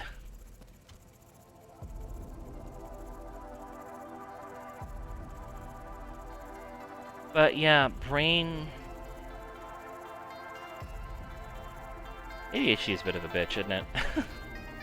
I'm sure I'm not very entertaining to listen to or watch. I just ramble about my own game that I'm trying to make. Yay! And now we watch.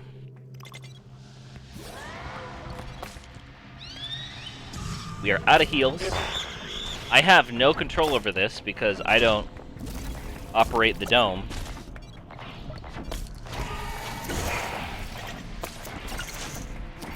So we just get to watch while this happens.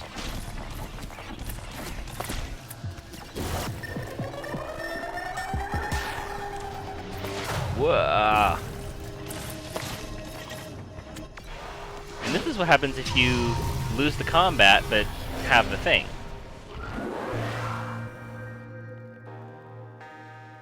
It's very cool. They actually introduced a,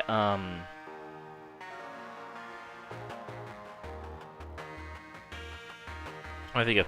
I think they actually introduced a different mechanic for some of the relics.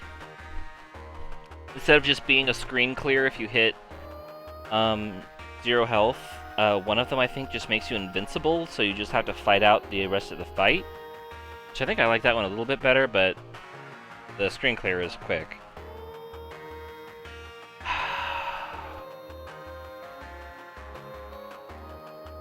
I think the trap aspect is an interesting idea. I think it's something that can be used limitedly.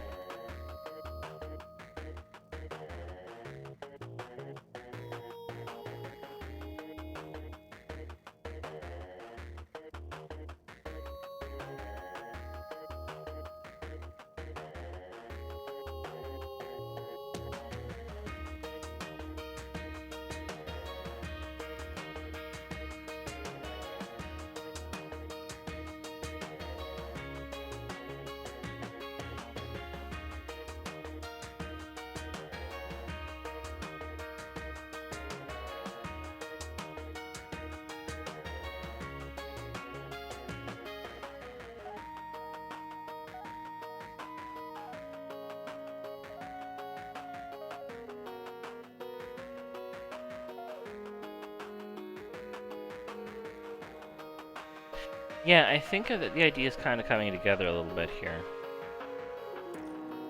Oh, we've been streaming.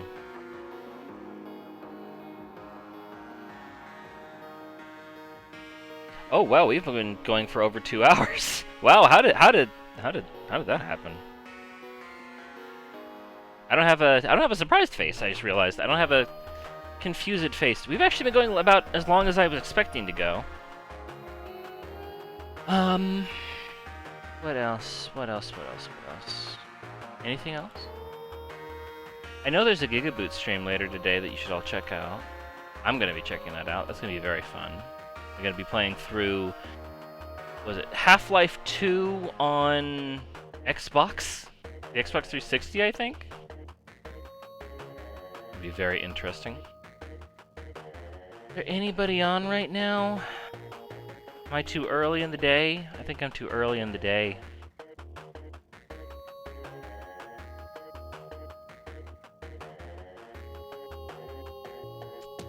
I don't want to keep streaming Dome Keeper. I'm a little domed out for the moment. I will be ready for more doming, certainly, in about an hour. But for the moment, I'm full. But I don't have anybody to raid right now. Nowhere to throw anybody at, even if I do have only a few people. But I also kind of want to keep playing. I want to keep doing something. So you know what I'm going to do? I'm going to take a little break. I'm going to refill my water. And we're going to come back and play something else for a bit. I'll be right back.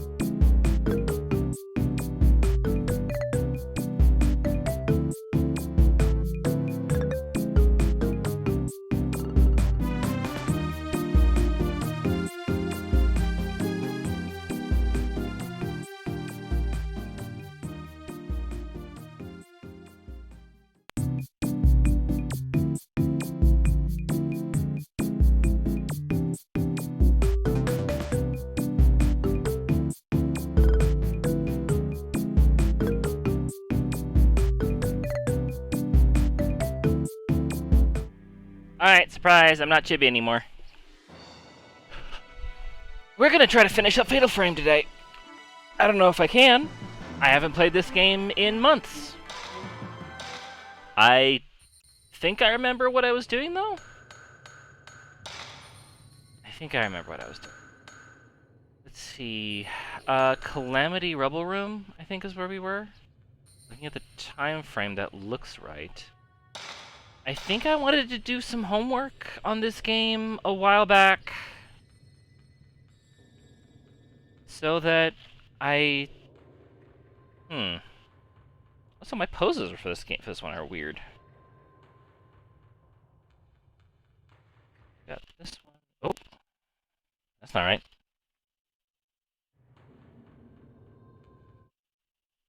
Oh, that's why that's doing that. Moment.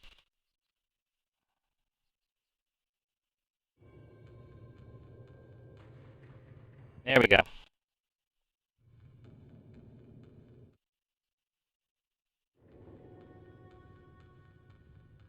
That's not correct. Oh, I know what I'm doing wrong here.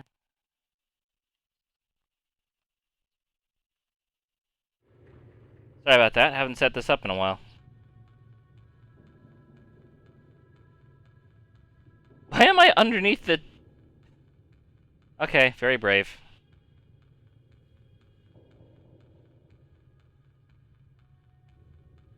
Okay. Let's...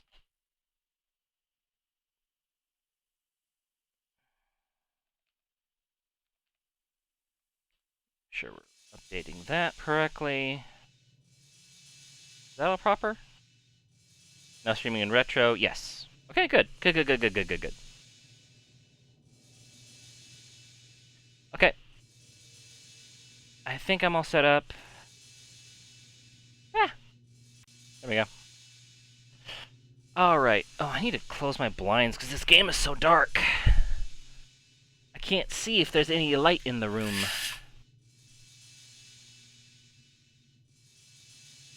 Let me see for a second here. This is gonna warm up the place too. I don't have my window open. But it gives everything a rather interesting rosy glow because my curtains are... brown? Oh, the blinds themselves are a rose color. Okay. How do I play this game? It's been a long time. Okay. Got that going on. If I remember correctly, what we want to do... I do remember a little bit of this game back in the day.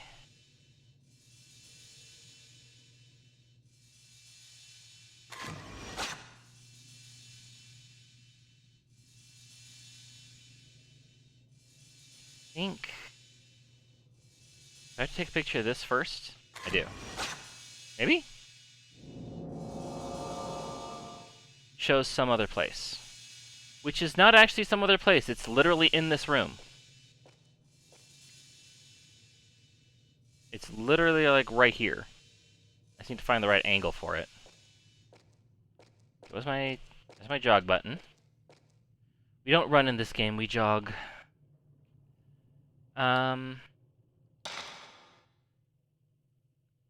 Okay. What are my items like? Do I have healings? We have sacred water. We have some mirror pieces. We don't have our... The actual mirror, though, that gives us... What is the word I'm thinking of here? An extra life. We don't have that. We can only carry one of them at a time, for some reason. See, that's what I'm talking about with reasons of, like, arbitrary bullshit in video games. Like, you can only carry so many of something. You can carry, like, a ton of other things, especially something as important as an extra life. Hi, Unix, how you doing? I finished up my thought process rambling on my own game and played 2 hours of Dome Keeper, and now we're switching over to, Fatal Frame, which I am mostly blind on. And I haven't played this in months, so we'll see how well this goes. I I do remember that the thing that I want is somewhere in here. There it is. Crushed woman. Do you say so? Yeah, hope work's still going well for you, Unix. Yeah, Unix bit. No more talisman. The force that was holding the door shut is gone after several months. I've also switched back over to my Ghostbusters VTuber because I don't have that set up in the Chibi model right now. I think we just started the day. Let me try to think here for a second. If I can remember... oh wait, there should actually be... File? We use notebook. Okay, there's the investigation. There have been some few devices in this mansion that are engraved with old characters. Oh, that's right. There was that weird puzzle that was... It was like set up for 10. It was, I think, in Japanese characters, but they didn't translate the characters for some reason.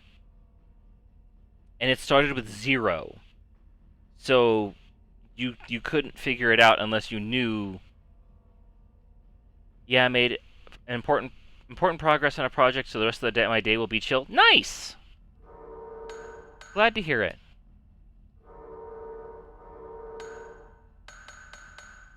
What are my photos that I have? Just the ones that I literally just took. I thought there was a, like a progress thing. Correlation? Oh, there's this. Okay, so Koji Ota, cursed, trust, cursed. Okay.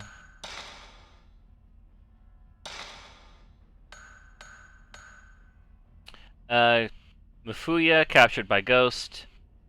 Chases Mafuya. That's me, I believe, right?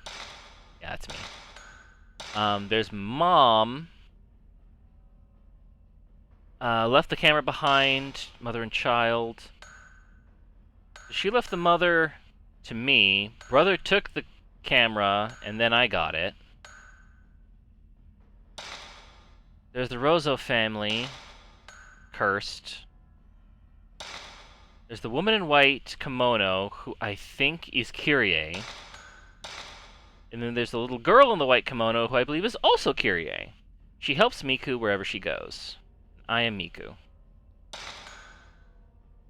Captures, benefactor looks after. Okay. We kind of got that together. I was looking for my brother, who is definitely not dead. I missed a photo op. Box of more tray tablets and bones remain. Candles are lit here. Someone must be here. This is a game that I'm going to absolutely love replaying, and I have been because I've been thinking about this game all the months that I haven't been playing it. I've still been thinking about it because I wanted to play it because I want to get good at this game. Like, this is a game that is like so fun, and I don't know how I feel about the sequel remake coming out. I'm a little bit disappointed that they didn't start with 1, but I mean, if you're gonna do it, I guess you gotta do it. Ooh, item. Oh, you can move around while doing this. I forgot. Except the controls, they switched what control does what for some reason.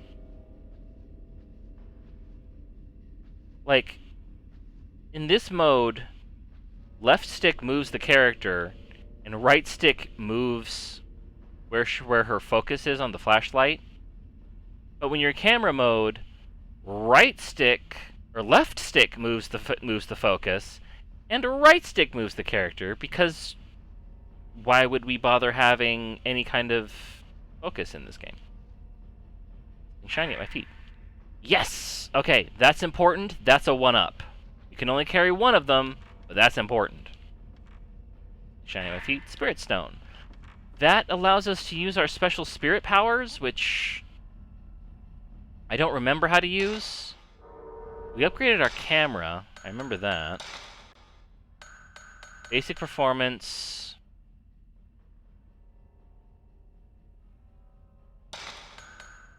Max value. Increases the maximum spirit charge for mystical power, which we've been focusing mostly on our fundamentals, because that's the important thing to do in games like this. So we've upgraded our range, we've upgraded our speed to max, which is maximum amount of charge for mystical power. We have one bonus function, which is paralyze. Make ghosts more visible for a limited time. Not terrible. Slow, slows down a ghost movement. That's actually might be more important than paralyze. Searches location of ghosts and tracks them automatically. That also might be pretty good. Pressure pushes the ghost back is pretty cool. And then special function seals, which I don't know what these do. Break the special function seals. We have bonus functions and special functions, and we don't seem to have found any special functions, though, which I don't know why, because I feel like we're getting closer to the end of the game.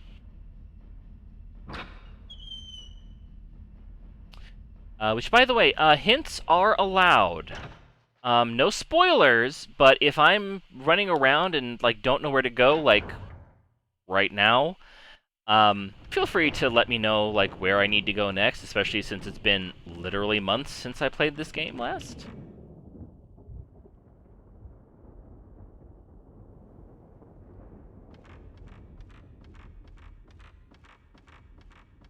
I guess I'm looking for... I saw a spirit head this way, so I guess I'm looking for another spirit to lead me on?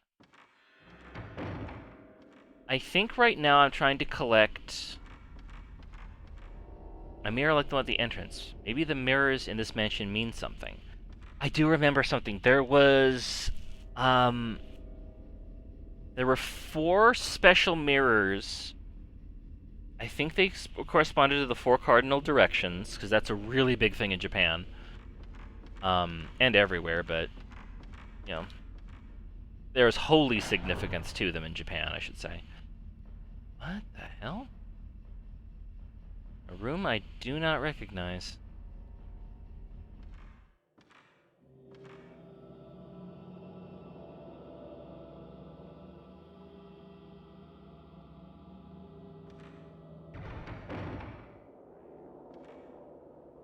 Okay. There's a giant wooden carving of a Buddha here. Its right hand is damaged. Is the door locked now?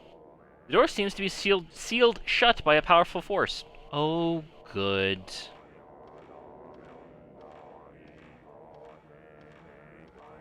Om Mani Padme Hum. There are sacred ropes tied to the pillar on the altar. There are 4 of them altogether. Maybe they're used in some kind of ritual. I do remember that ropes will appear on my limbs and I will be pulled apart. That is how, I think, find every page of the old scrolls. There's an old scroll here. Document on binding. Show the maiden no mercy. Cast the rope on her limbs from the right arm, then the other. From the right foot, then the other. I put the old document in my file. Decorated with an old artificial flower. It's funny, because I actually picked this game because my voice was kind of given out, and I was like, I want to play something that has voice acting, so I'm not just reading everything. And I completely forgot how many fucking files there are in this game. Fucking Resident Evil with a camera, and I forgot to fill up my water during the break. So I may have to do that again. Stakes are at the base of the Buddha with the damaged left hand. Use the ceremonial rope. You think I'm supposed to do... I'm still looking around. What are you looking at, girl? Got your attention?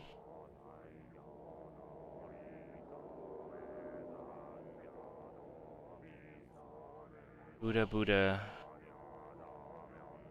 Buddha, Buddha everywhere, but not a drop to drink. What are you looking at? Door?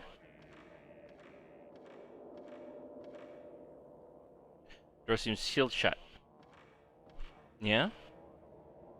Also, it's funny that the candles have an emission on them so that they show up in the dark. Stakes at the base of the Buddha with the damaged left foot. No. Okay, so it was... Can you see the file, please? File, please.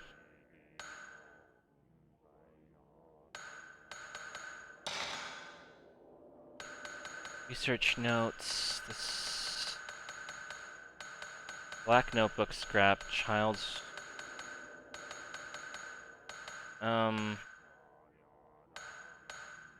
Chart of numbers in the mansion devices. Then it scraps then. 5 Buddhist document. Here we go. Bury the rope maiden's spirit. Place the five Buddhas with her damaged limbs.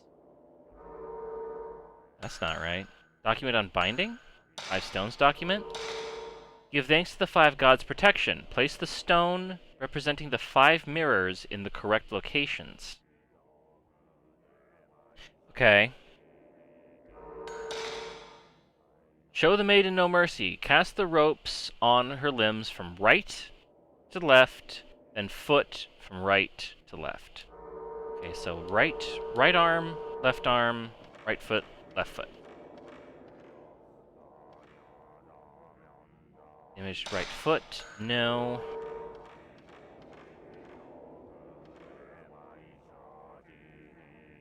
Right hand is damaged. Yes. There's a giant wooden carving here. Its right hand is damaged. Stakes at the base. Yes.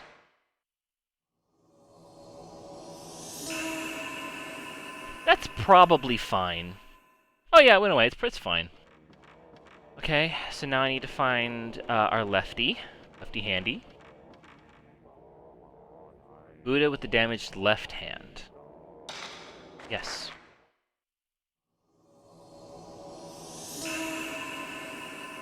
We got a good cutscene. We're gonna get some use out of it. And now we want the right foot, which I believe was over here. Sticks, the base of the Buddha are damaged right foot. Use the ceremonial rope. So we're just strangling the Buddhas. I don't think you're supposed to do that. I admit, I don't know a lot about Eastern religions, whichever one this is supposed to be, but I'm pretty sure you're not supposed to strangle a Buddha.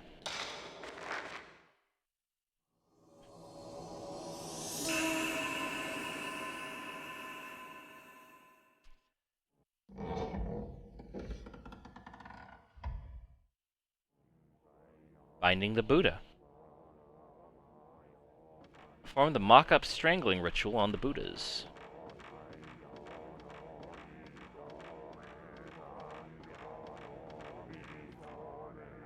Look at the back of the altar. Stone carving with strange character carved into it. The reverse side has a plug.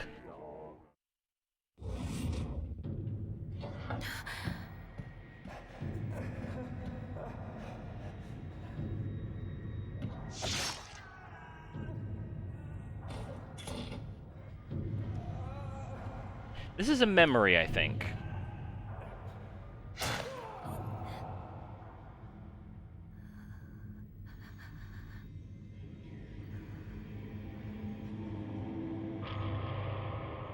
We did a whole thing with masks last time, and oh, crap.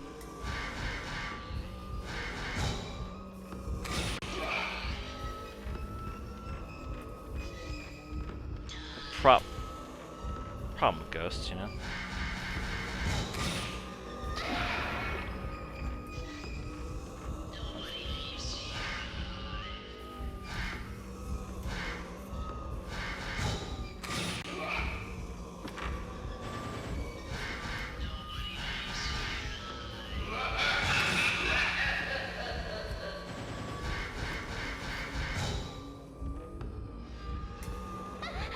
Ow! Not good. Oh, shit. Oh, there goes our 1-up.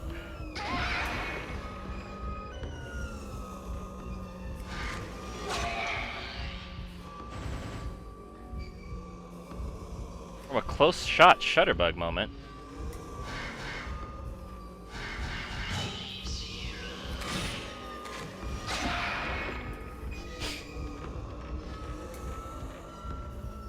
Well, I'm not doing great.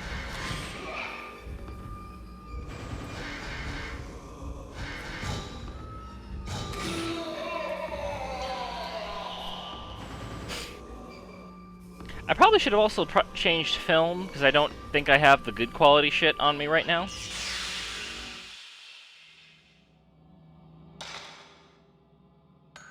What camera? What are we rocking here? Loaded film. Oh, no, we have high and higher. We are rocking the best film we got. Right from the Type 37. Actually, is Type 37 higher than Type 74?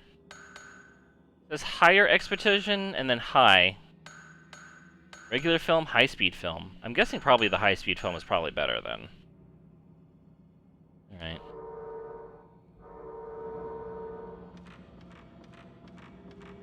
Well, that could have gone better. We already used up our 1-up. Probably gonna have to redo that one, but let me have a look at my items. Yeah, we were at like half health. That's a good time to use it.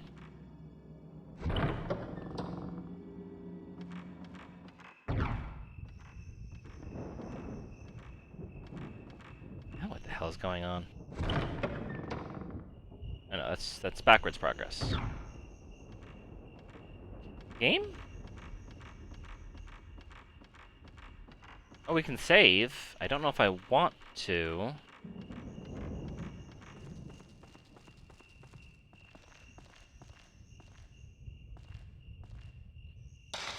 I guess I'll save, yeah.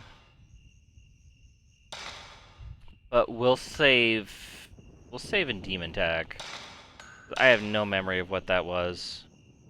I'm sure there was some reason I wanted to keep it, but I don't know. Yes, go back to game, please. Thank you.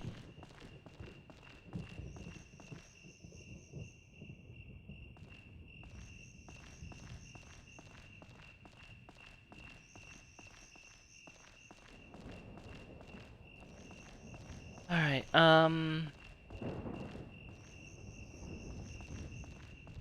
so we found a dude who got killed, and now we're hunting down a dude in an Oni mask? Guess that's what we're doing.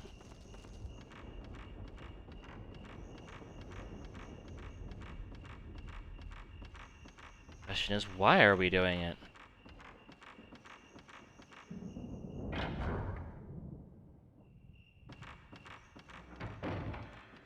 Oh shit. Oh, it's Brokey! Hi, Brokey. How you doing?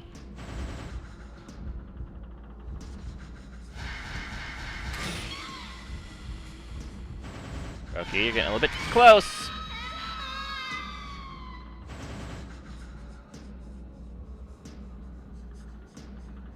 We're actually running a little low on film.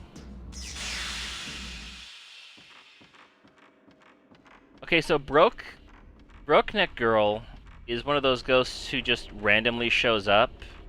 She's not part of progress, which makes me think that I shouldn't be here.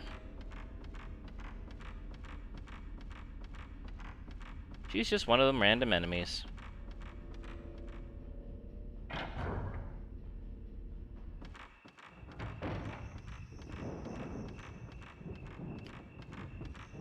Alright. Well, if she's not the way to go... Heck. Oh, I opened this a while back, didn't I? What are you looking at? Ooh, shiny. Box of film. Type 37, my favorite. Alright. So, is this progress?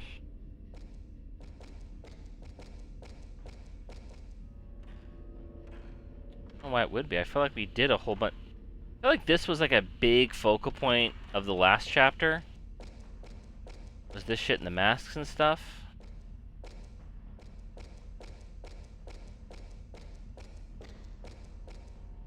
This game really isn't great about telling you where you need to go next.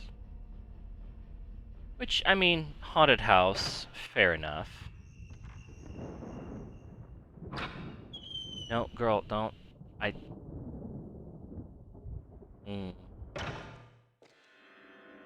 Back through we go again.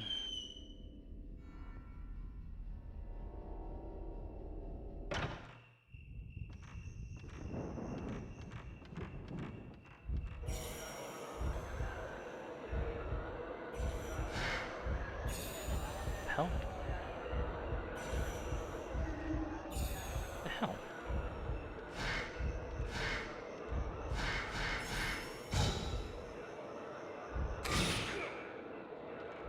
I think you're just another random ghost. 4-shot shutterbug fulminant? Did I? No, I think you're just another random ghost. Are you? I'm using mostly my ears here.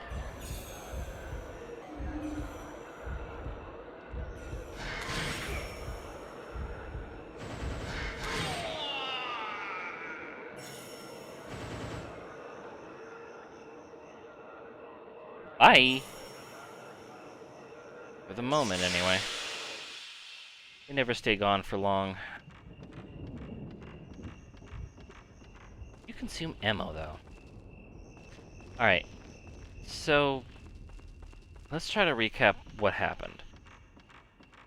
Was this just for the save point? There's a door here. 'Cause I came out through here, right? Yes.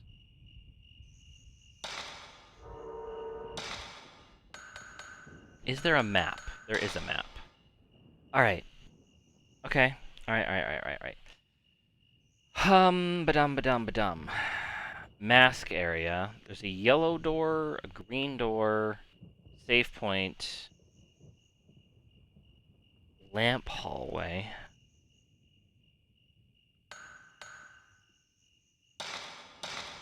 Zoom in, zoom out a little bit. So we came from here.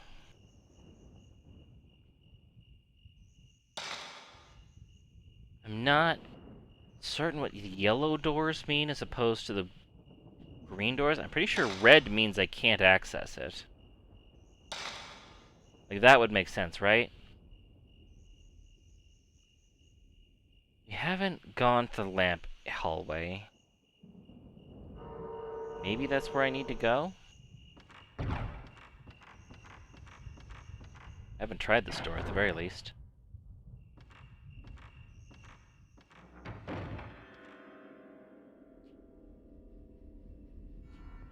Well, the door on this side is broken. It won't move at all. Okay. How about this door? The door just won't open. I mean, okay. Like, this one's broken. This one's just obstinate. I don't know what to tell you. It just won't cooperate. We're looking for progress and items. I got a rumble. I'm getting a rumble. What does the rumble mean?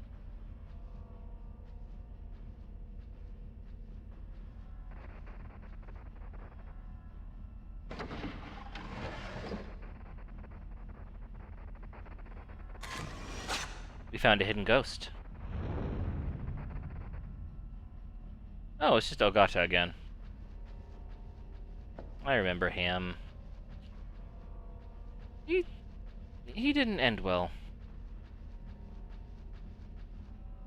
Alright, so we picked up Ogata.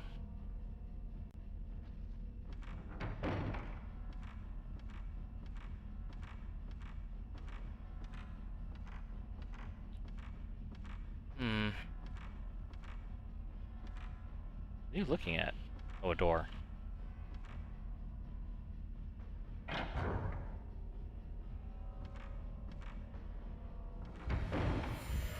Oh, time to rumble. Whoa! Whoa! Wait a minute, we got 2 rumbles! I don't think I fought 2 ghosts at once before.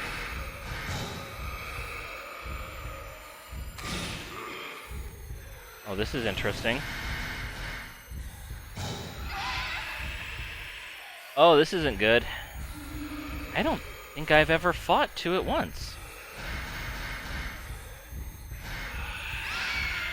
Oh, jeez.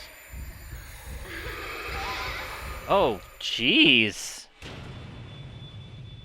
Well... That's not good.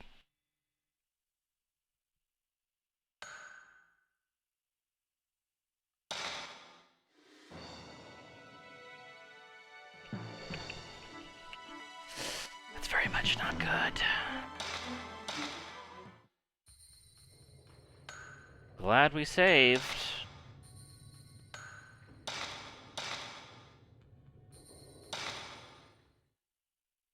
Alright. Well, we're gonna be a little lower on... We're also gonna be a little higher on ammo. You know, that works out. Because I know I can get ammo over here.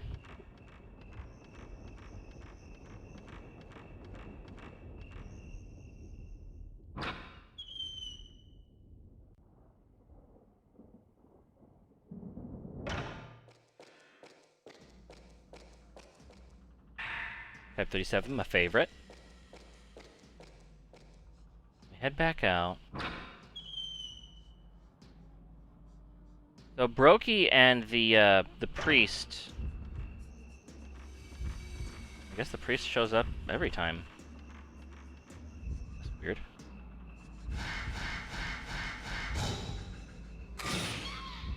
Oh, it's Brokey. Come on.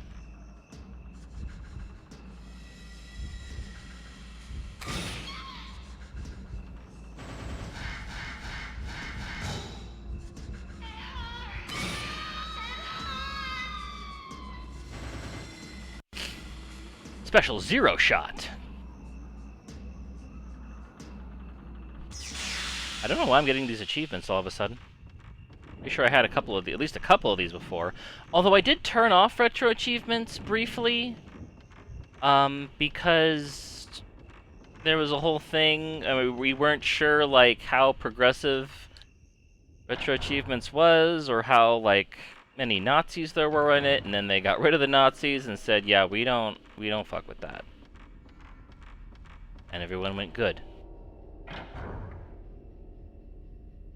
Thank you for getting rid of the Nazis. You are retro achievements confirmed better than U.S. politicians. Let's grab Otaga. Otaga. He's not. I don't want it to be lonely in there. I gotta. I could use cheaper film for that. That's fine.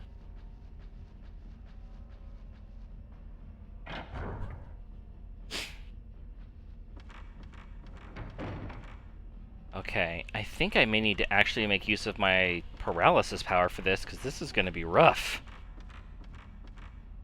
How do I even use paralysis? Controls. Finder. Menu, turn around. Shutterbug. Special functions is on the Z buttons. Or the LZs in LR. Okay. Quick turn is on square, that's going to be useful. Shutter button, parallel move. Red characters during Finder mode. Okay.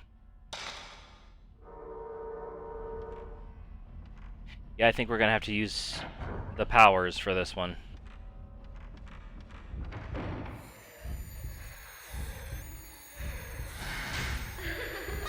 I used stop! Fuck off.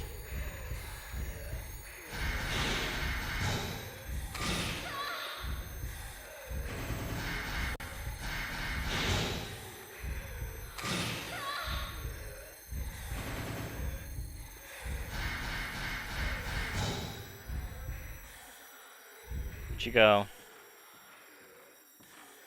Where's your friend?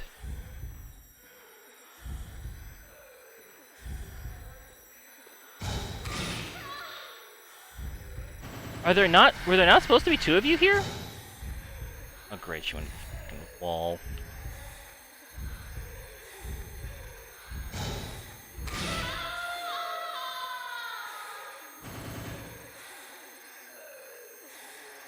Were there not supposed to be two of them here?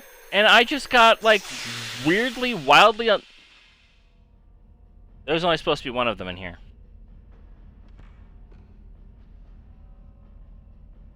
Let's just disturb the fronts of property. Did it say something else and I skipped through it? Lots of antiques might have been worth something at some point.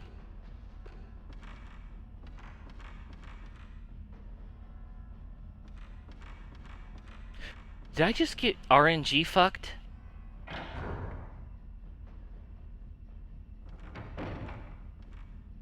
It feels like I just got RNG fucked.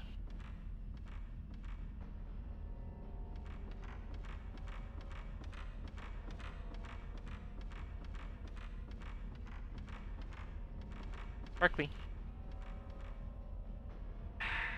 Spirit Stone. Awesome.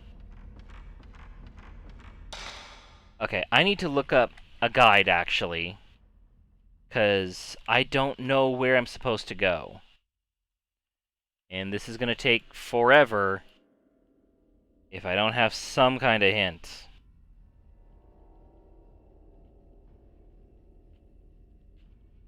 Fatal Frame Calamity walkthrough. Game facts.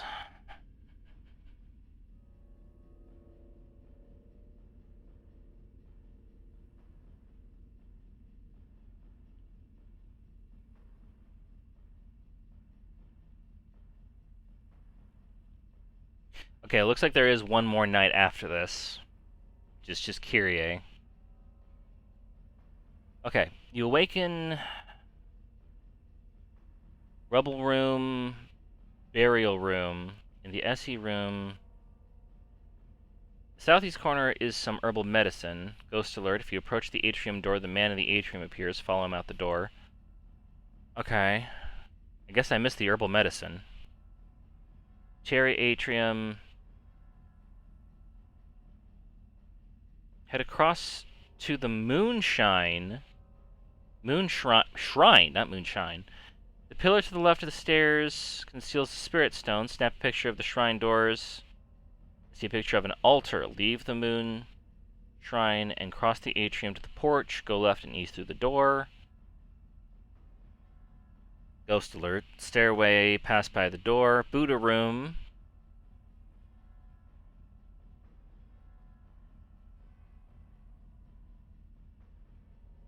After the cinema, the master attacks. The special ability C works well against him. Once he's driven off, go out the door you came in. Head south along the stairway and go out the door to the Cherry Atrium. Go north of the Moon Shrine and use the teal carving at the puzzle door. So I missed something back at... Yeah, and then they're talking about the water wheel, so yeah, I'm way off. Okay, so I'm not even remotely where I'm supposed to be. You're supposed to head back.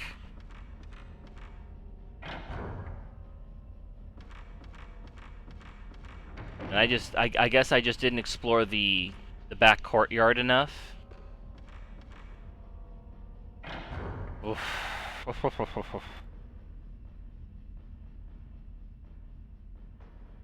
Oh, looks like we had a spam bot get pegged.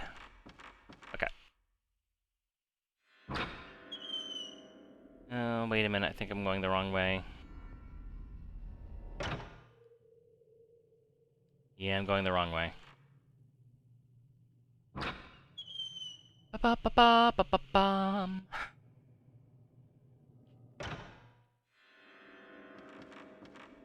A total lack of direction for this game. Like, it really is just a sense of exploration, but this does it does... Oh, hi, Brokey. I'm not dealing with you.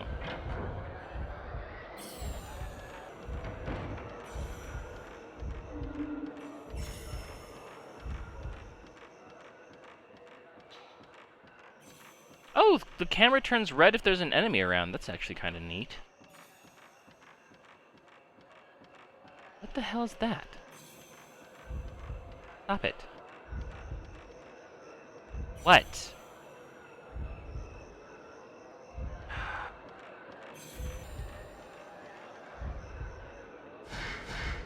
Alright, fine, I'll play. How are you?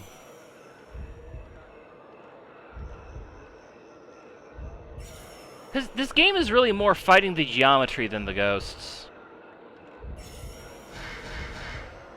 Where are you? Stop. Is it the monk?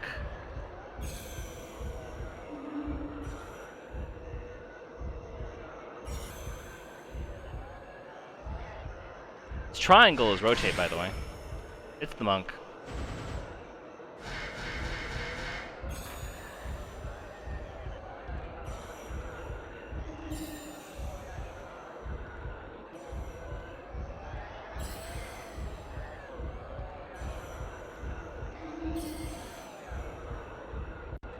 If they make that noise, they bounce around behind you. Where are you?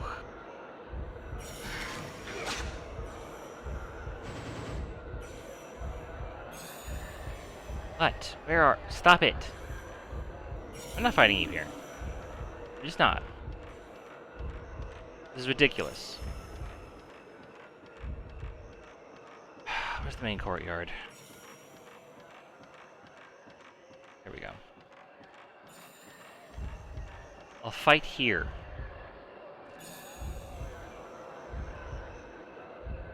Oh, I'm stuck on the stairs. Okay. Alright. Now I can at least see you.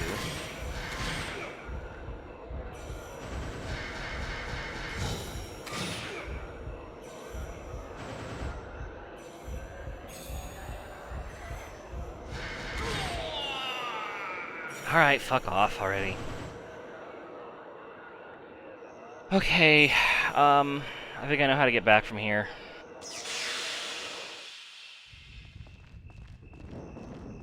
Annoying.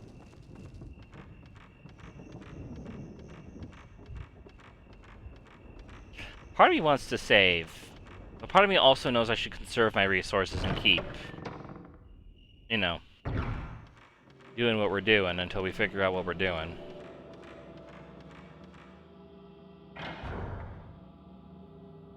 Guess it really just did open up a save. It's crazy. Okay, now we gotta get back to the main courtyard.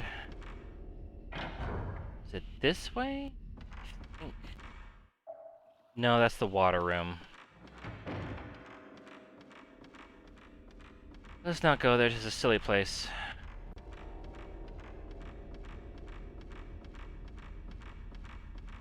Roki likes to hang out there.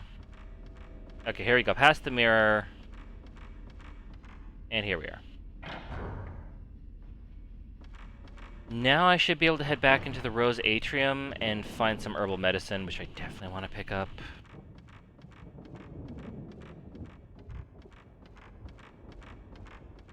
Tip, tap, tip, tap, tippity tap, tap.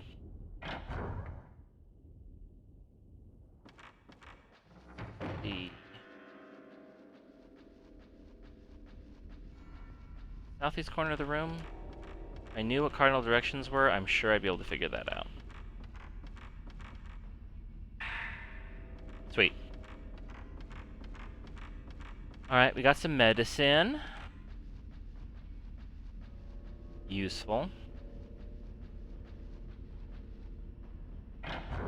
I think the medicine heals like 25% of health, something like that. And apparently we need to head out this way. Tip tap tap. Becoming a dark and stormy night. Is there a thing I saw shining?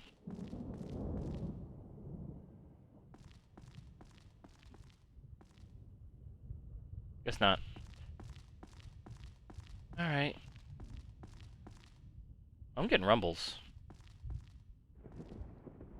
Why am I getting rumbles?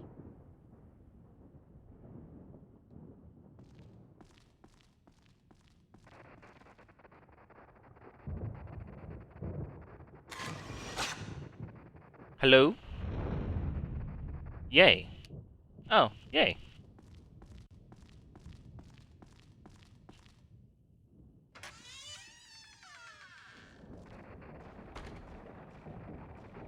Getting more static.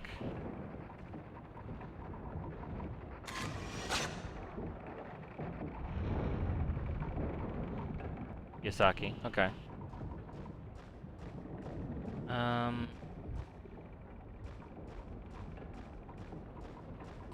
Finding a bunch of dead people, but not a lot of progress. Which I guess makes sense for this game, but... you know... is what it is.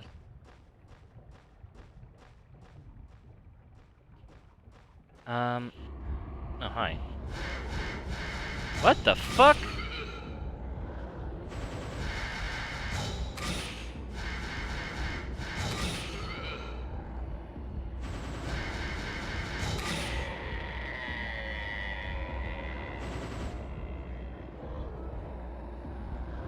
This doesn't feel right.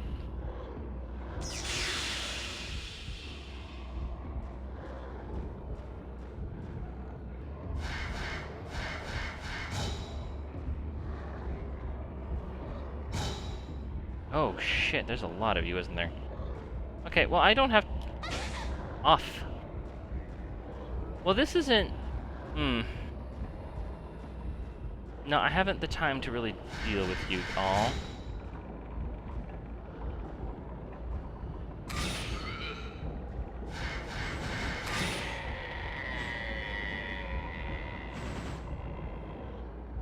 Maybe I do have time to deal with you, I don't know. I was getting XP.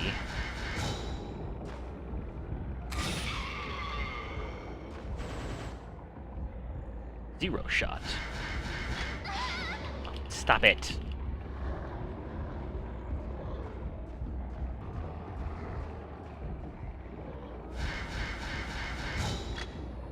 Oh shit, I'm out of ammo. I am completely out of ammo. This has never happened to me before. Well,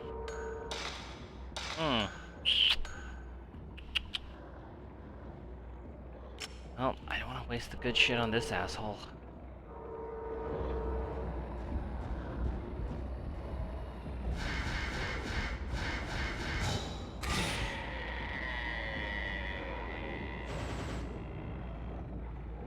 Okay, I need to take another look at this guide, because clearly I'm not in the right place.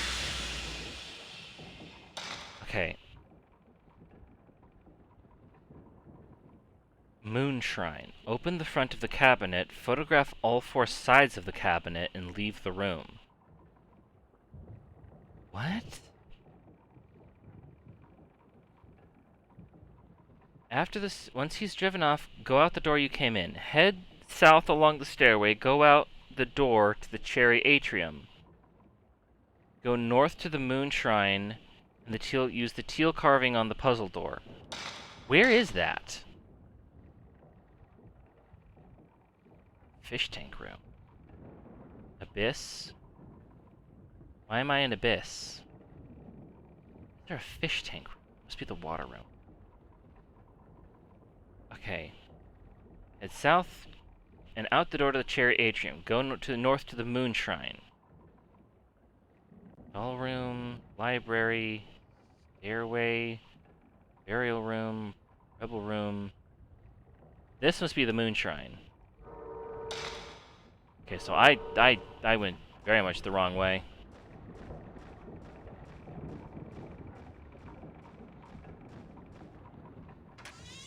Oh boy. Is it this?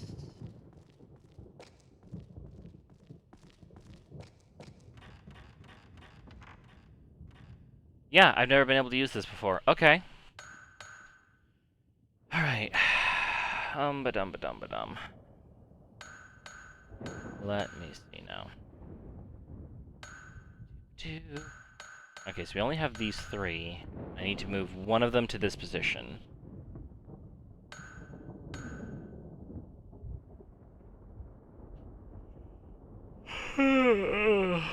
Oh, excuse me. I don't have a stretch in this one. I don't have the ability to stretch in this form. This outfit. Unchibified outfit. So we have 7 moves to do this. Okay, well, Um...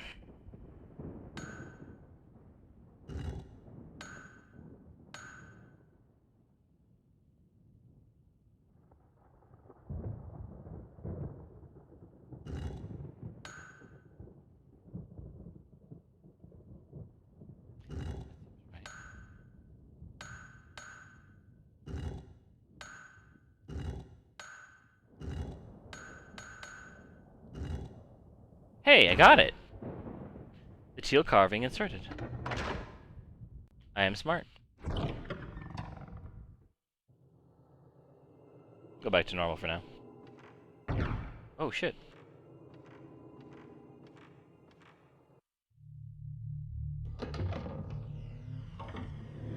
A notebook! Found the folklorist's research documents inside the cabinet. Research scrap. Mystery of the cabinet and the moonwell. I think I know where the moonwell is. The moonwell inside the moon shrine is hidden with a trick mechanism. Okay, maybe I don't know where the moonwell is. The cabinet moves and opens up the entrance to the moonwell when a certain routine has been performed. I have no idea how this is done. There is only a vague description of the trick device. Acquire the symbols from the 4 rope pullers and show the Himuro family master's seal. This must mean that opening the door requires the symbols carried by the 4 priests participating in the ceremony and the Himuro family master's seal. However, now that the family has ceased to exist, there's no way of knowing how to acquire either those symbols or the seal. The folklorist's research documents in my file. And now this shit lights up like a Christmas tree.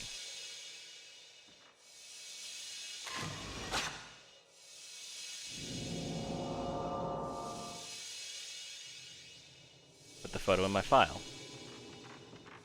You're supposed to take pictures of all 4 sides.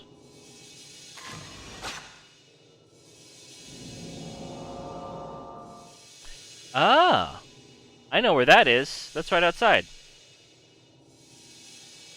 Put the photo in my file.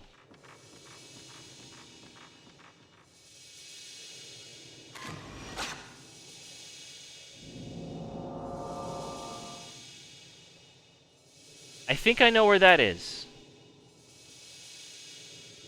Put the photo in my file.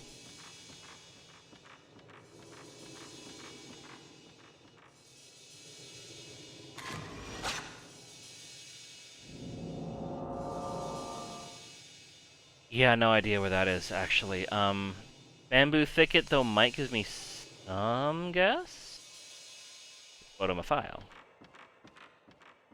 Okay. File. Photos.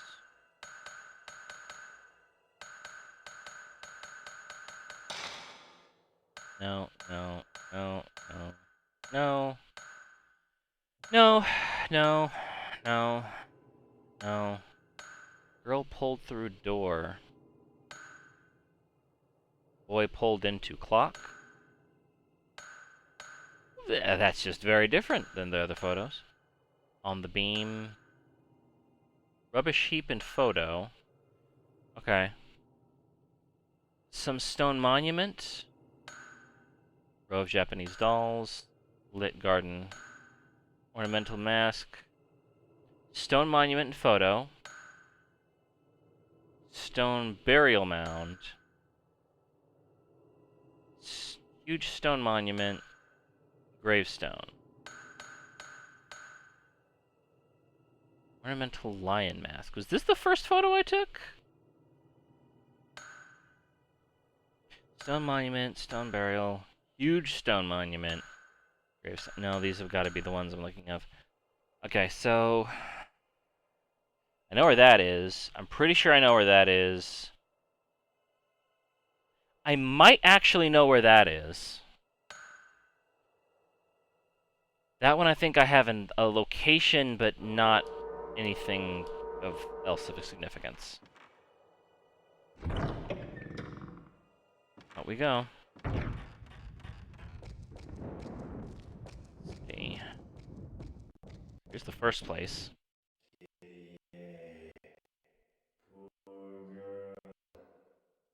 It's too bad, but it must be sealed.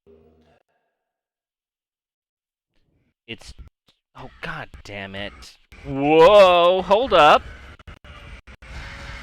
Oh, you do have a head. Ow. Well... Fuck.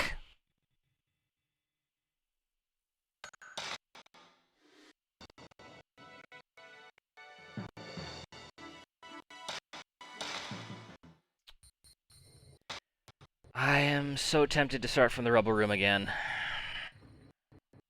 Because we really, really fucked up with that first boss.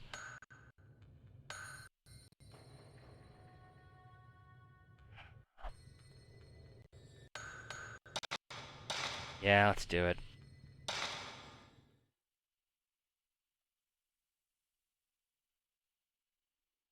I do like this font effect, though. It's very nice. Whoa. Okay. Okay, let's also switch over to the shit film so I don't use up my good photos.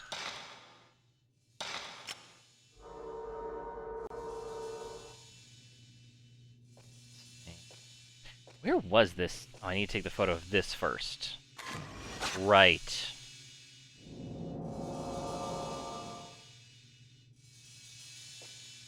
Okay, and now this will appear.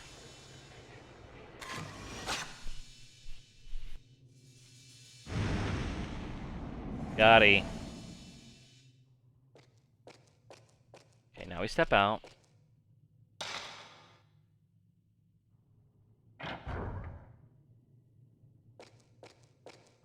Go through here. Go to your camera.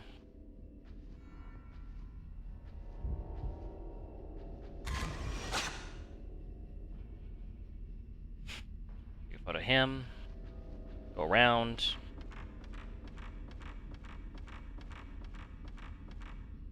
Grab this shit.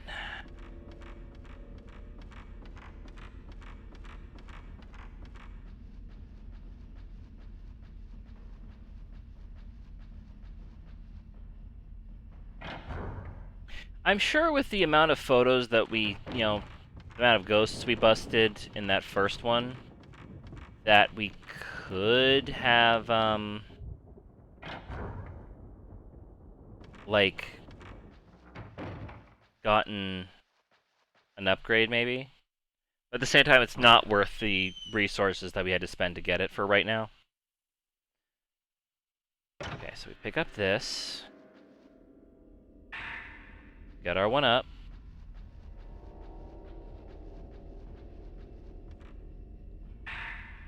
Get our ammo.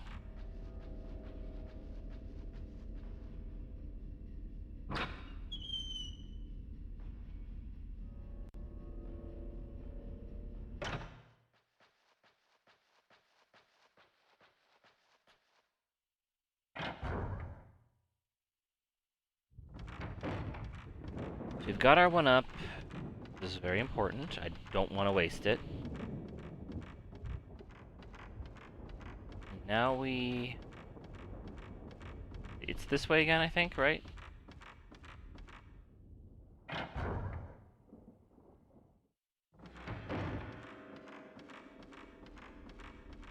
Yes, and then we'll go through here and then we'll rumble.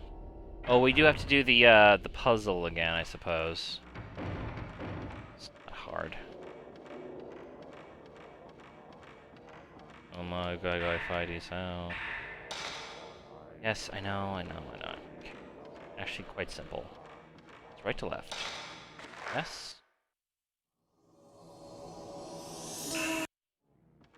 Oh, you just skip that. Neat.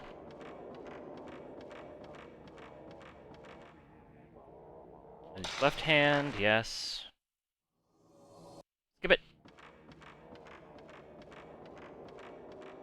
Then we do this hand. Push right foot. Skip it.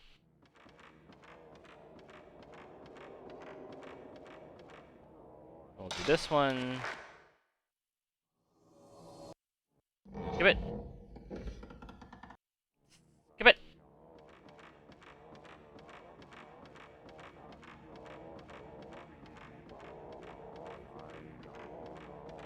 And now I will... Nope. Yep. Load up the good shit.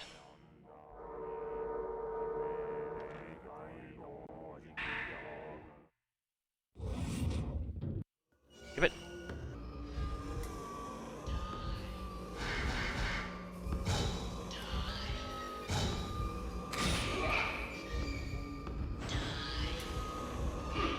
Excuse me, I'm a bit, okay, there we go.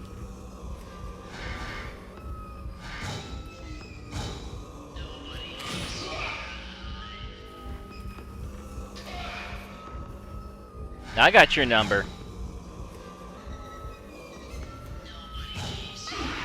Oh, maybe you got mine.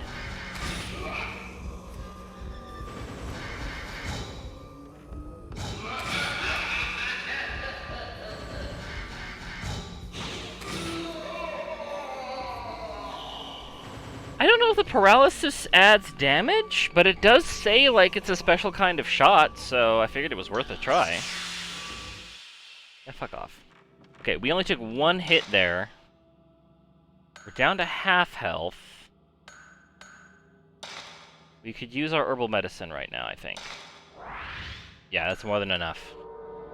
I think the sacred water heals more than half health, so I should actually wait until I'm like lower. Hey, it's a mic. What's the mic doing here? How is the mic doing?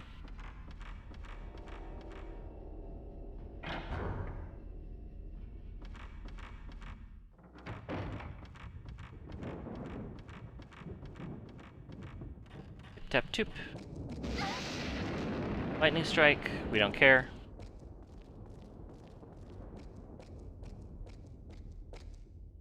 Yet another sign my place is haunted. I mean...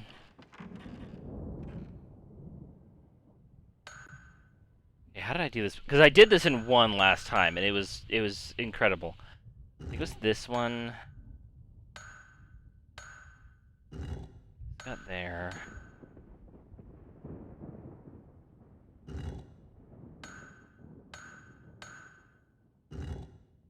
No, I fucked it up. Fuck, I did this perfectly last time.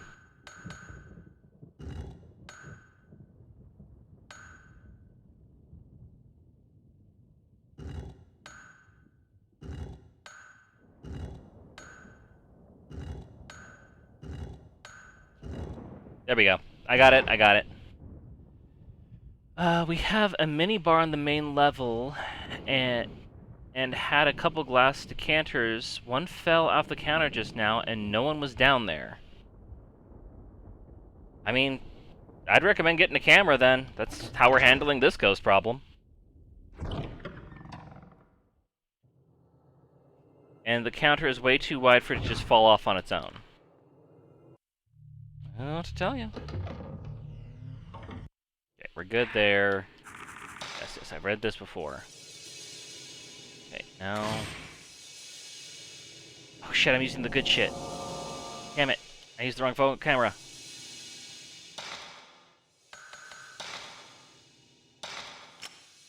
There we go. Now we're using the bad shit.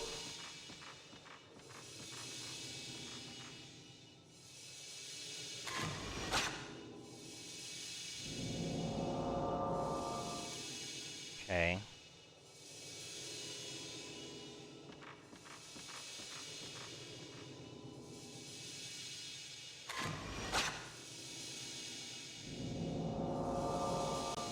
Another story from my mom's podcast. How are you doing? I'm doing pretty okay. We did 2 hours or so of what is it called? Dome Keeper, which is a game I love a lot, and the multiplayer is coming out for that very, very soon. So got to show that off. And while we were doing that, I rambled about what the game mechanics for my game would be. I don't want to fight him right now. Can I go... I want to sneak by him and save first, because we're actually doing quite well here. Yes, I'm just going to go save. But spent 2 hours playing around with Dome Keeper and briefly hopped into Blender to sketch out an idea for how the combat in the game's going to be. It's going to be a dungeon crawler, and there's going to be some mechanics to it. Turn-based combat. Gonna try to keep it a little simple. Yes, actually, I will save over the Calamity Room, because I'm doing better than we did last time. So that's fine. Okay. So, sketched out some mechanics, got that idea together. Sort of solidified what we're going to be doing. It will be a RPG, although there won't be XP, but there will be currency that you get from the enemies, and you use that to turn it in.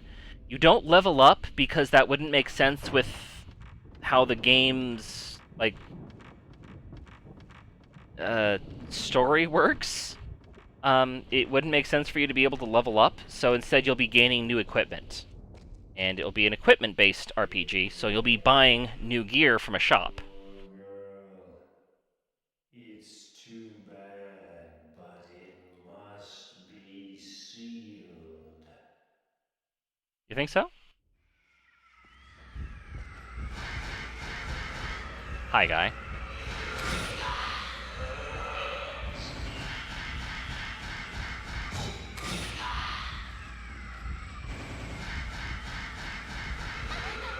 What the hell? What happened? How is he hitting me?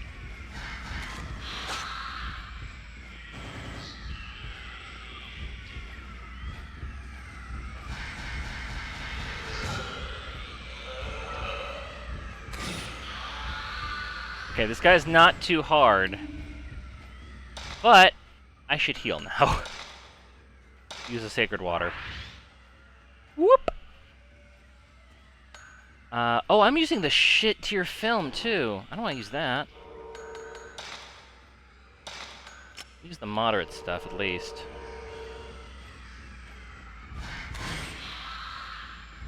There we go.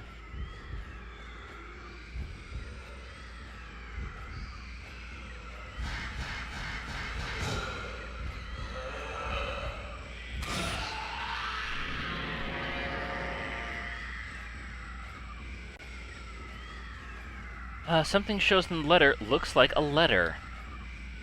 If you say so.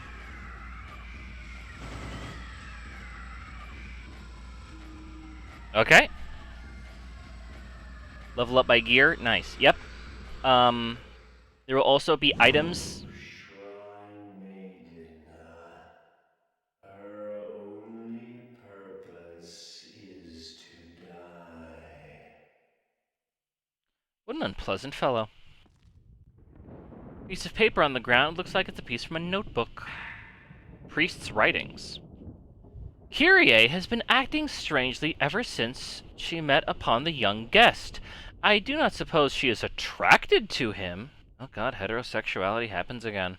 If she becomes too deeply involved with this world because of him, she may lose her potential as a proper shrine maiden. We will have to do something, and quickly. So, here, to remind everyone what's going on, the entire focus of this game is that there is a ritual which has to be performed of human sacrifice, wherein a shrine maiden is tied by her, I think it's her wrists and her ankles by thick ropes. I think also her neck. I believe also her neck, and then she is literally pulled apart. And this is because of a mirror question mark, and this is to provide. You know, I don't think they ever said why they were doing this.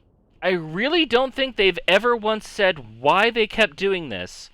But the Shrine Maiden was supposed to be kept locked away in locked away from the world for like years, I think, or at least a year. And then she would be sacrificed. Crazy priests got it. Yep, pretty much. Well, yes. And there's something to do with a mirror, although I'm not entirely certain of what. And I need to get some letters? Question mark? I'm getting rumbles. Oh, there's a view. Hang on, I don't want to use the good film on you. Oh, I did anyway. Damn it. Yay!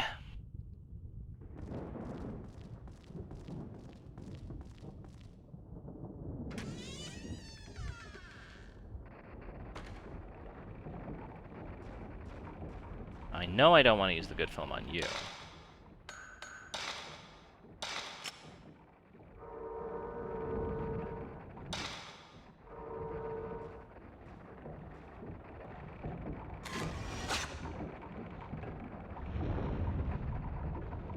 Sokka? Now we'll switch back to the Type 21.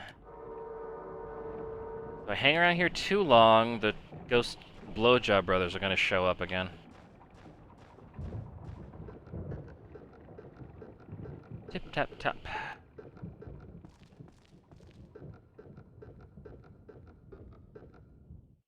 Kitty, why did you become attached to this world? You'll only suffer.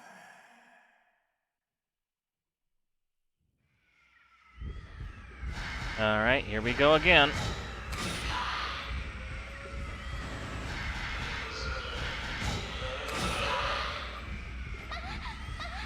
What? Did I just get trapped in the infinite Tsukiyomi? What the fuck just happened?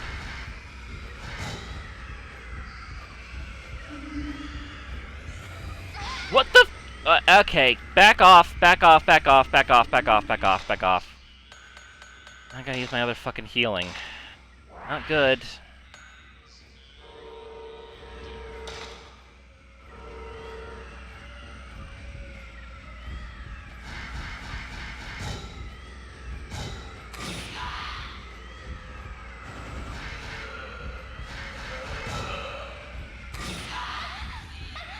What is hitting me?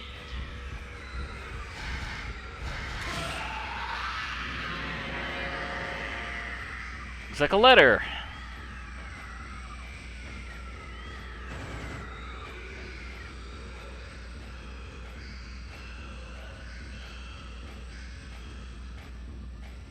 I gotta do that 3 more times? Went insane. He began to murder every person in his sight. Okay. There's an old book in front of the stone burial. We followed the master's orders and hid the guest. I told Kyrie our guest had gone home. We will have to carry the body far, far away so that Kyrie never finds out. I felt sorry for the poor man, but what else could I do? We priests must protect the rope shrine maiden at all costs. Yep.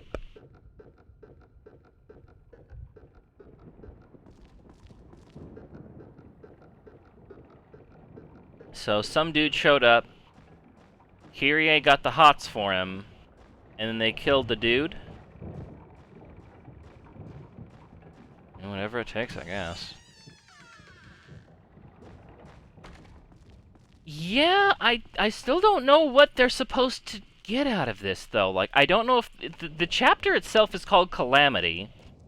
So I don't know if it's for, like, their I think... I have, like, a weird inclination, weird thought that this is based off of, like, their... prosperity. Like, it's a sacrifice thing to, like, ensure, like, their stuff. So we've got kind of a almost Wicker Man situation going on here. And then at some point, Kyrie just had a fucking enough. And she basically doomed literally everybody, I guess, when they found out that they'd fucked up her boyfriend. Oh, god damn it. Hi, Brokey. This is Brokey.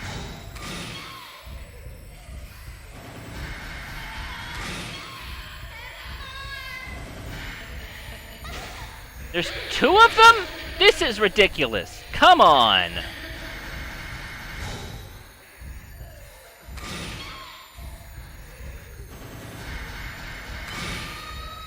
Okay, this is ridiculous. Gotta deal with Brokey and the hair woman.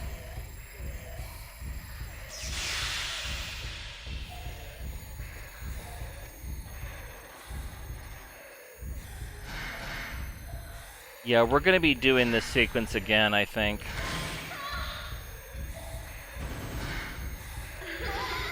Get off.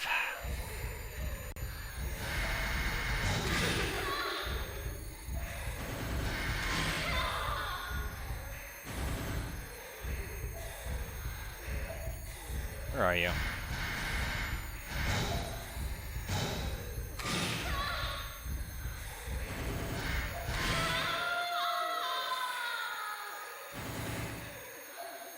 And it's not like I can avoid these fights once they start. Because they walk through the fucking walls. If I try to run, they'll just follow me into another area. Oh good, my favorite.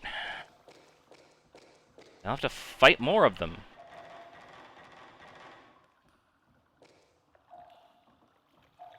Thought something was sparkling there. That's gotta be a graphical glitch. Ugh. So now I'm at the point where I have to fight 2 to 3 ghosts in random encounters. There are buttons on the character of this device to open the door. Engraving is...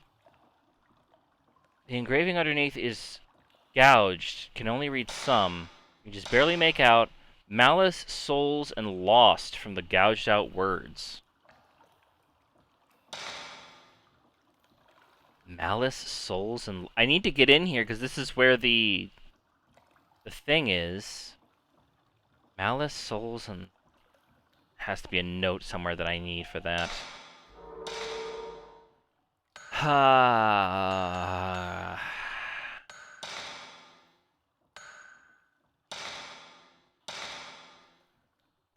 No...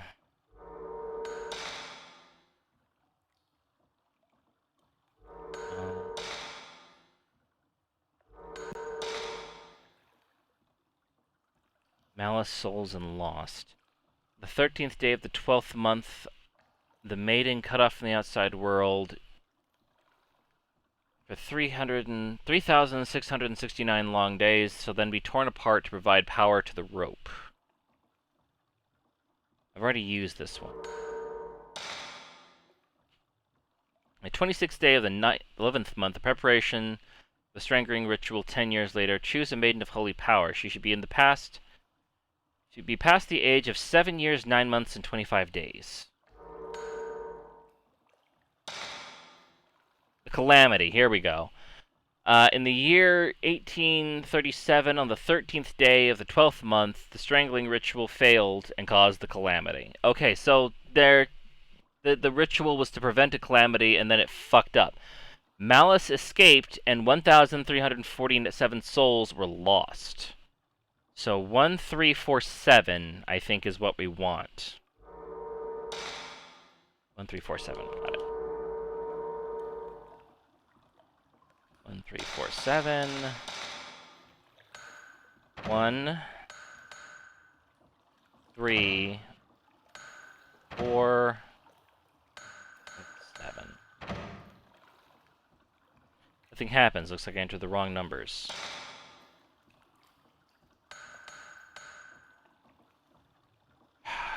It might be left to right. 1, 3, 4, 5, 6, 7. Yeah, it's left to. It's not. It's for some reason it's fucking counterclockwise and it starts at 0, and that pisses me off every time because you gave me half the information to solve the puzzle, and the rest I have to figure out because I would only know that it starts at 0 because it's a math thing. Like, for some reason, like, math has to have a 0 in it.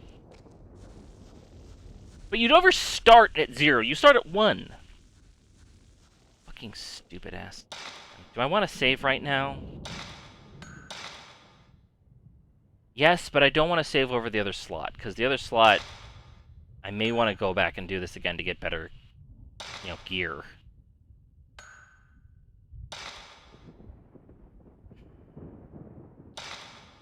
Because these fights are rough.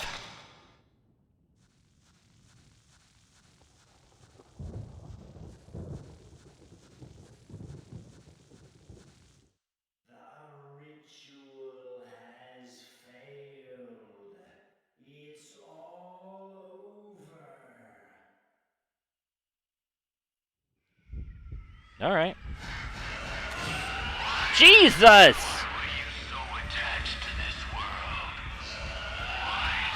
Jesus!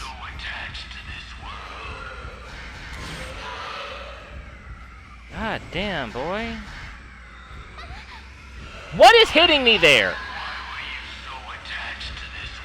I don't know! You keep grabbing me!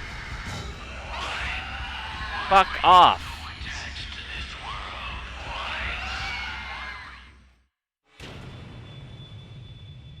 That was some bullshit. That was not even close to being fair. Damn. That motherfucker just that. Glad I saved, I guess, but God damn, he did not give me any fucking time.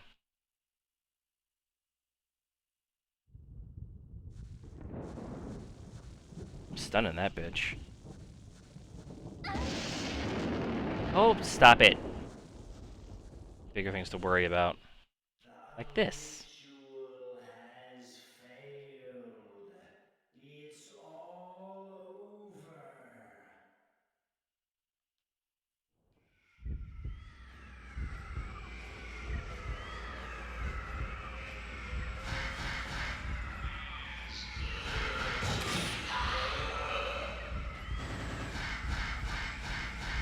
He's sending out little attacks at me? Okay.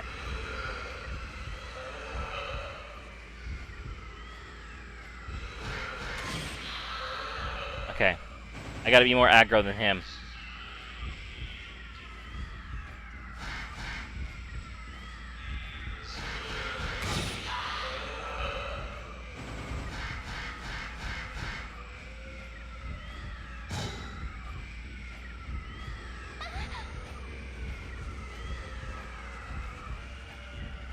Not good. Alright, he was aggro, but he wasn't too strong. Something shows in the photo. Looks like a letter.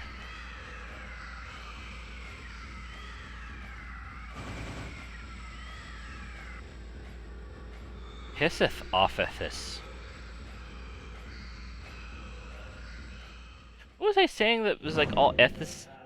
Calamity comes, we're all dead.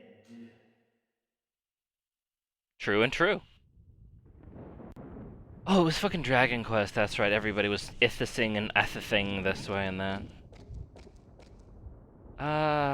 Okay, there's one more shrine then. Oh, but I need to go get the... There's a photo that's gonna drop that from him that I need to go find the shrine.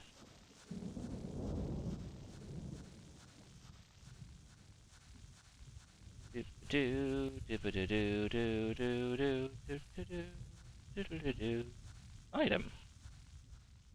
Old book. I believe now that the Master's decision was a poor one. Kyrie has realized that we hid the guest. Kyrie is depressed and anxious. The day of the ritual is fast approaching. I hope and pray everything goes well. Waka waka.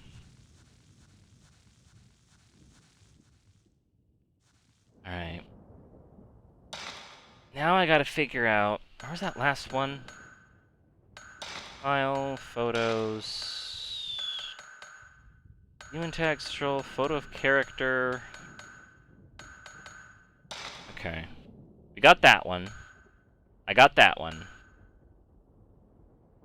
I know where that is.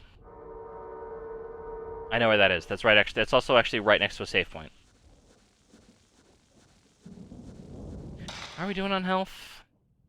We used up our, our extra life. Don't much care for that.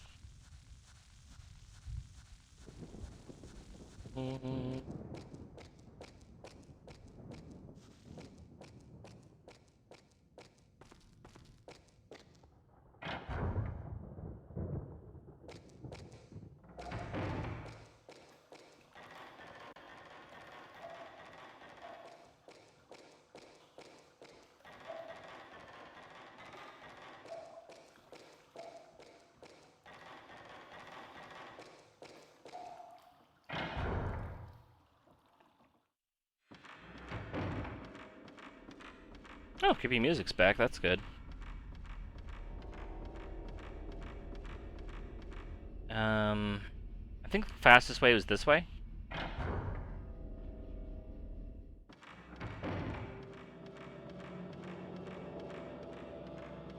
And this should get us where we need to be.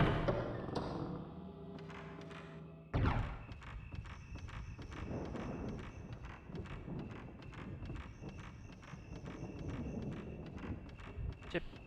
Come on. Tip, tap, tip.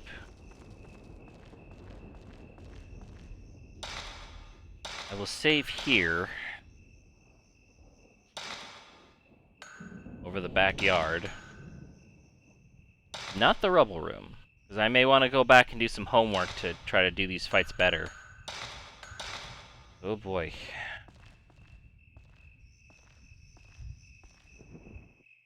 Let the ritual begin. Bring along Kyrie. I'm guessing this would be 3 then? But you should theoretically be easier.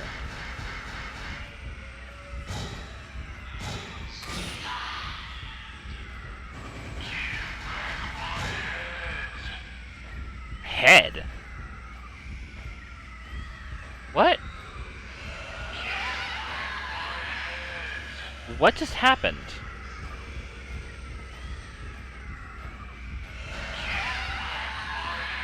Bitch, you got it! What just happened? Like, I took a shot, and everything fucking froze.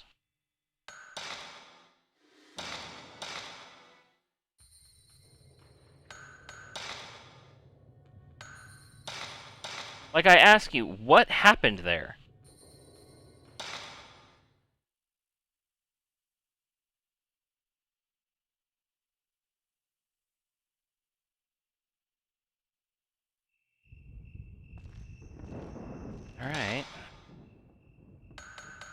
kind of can't photo stuff do we have?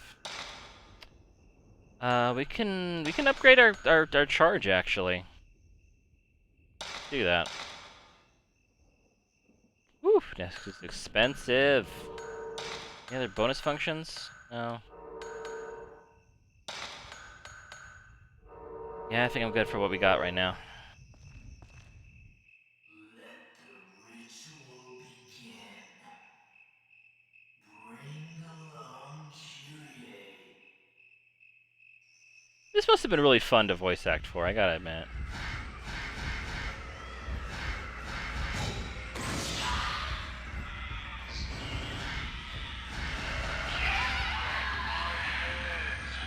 Fuck off.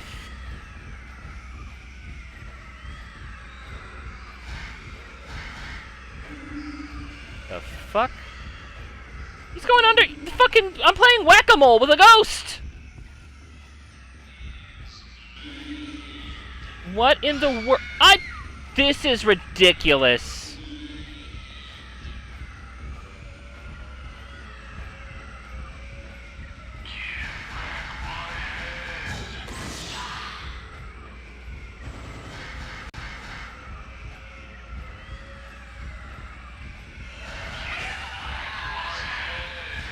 Whoa.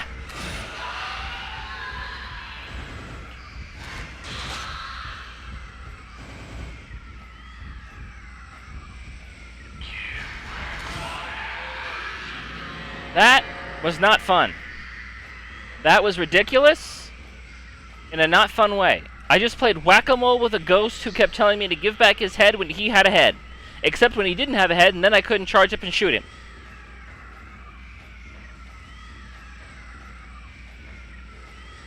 That was a ridiculous sentence I just said. And I'm now very low on health. I have very few healing items left. I've already used my 1-up. Must seal it again before it's too late. Hurry!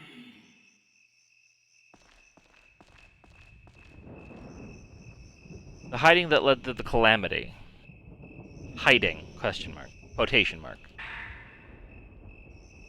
The ritual failed. The mansion is filled with malice, and that malice has made the master lose his sanity. Who would have thought this calamity could happen? It's all over now. There's no telling what will happen unless we find a way to close the gate before it opens completely. Rope Shrine Maiden's Priest, writing in my file.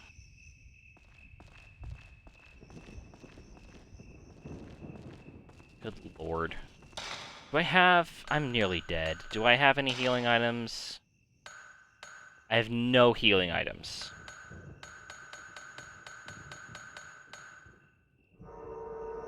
Lovely. We're definitely going to have to redo this again.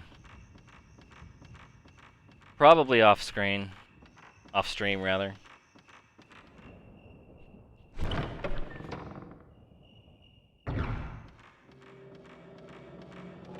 Damn, these fucking priests are kind of fucked.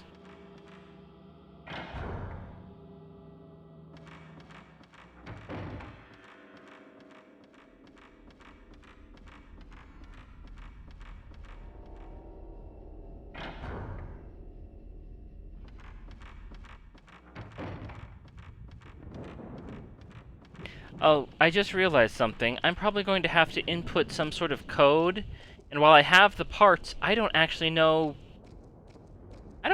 which... I wasn't paying close enough attention to know which marking was went to which location. So this is going to be a lot of fun.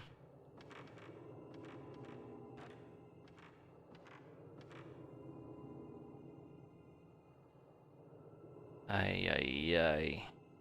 The stand skirt characters can be pushed like buttons.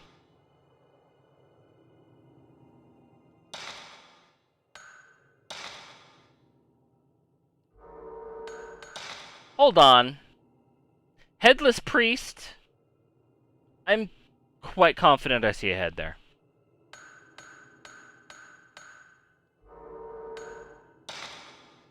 Ridiculous. Simply ridiculous. Okay. Okay, at least it tells me where the priest was located. Okay, so let's...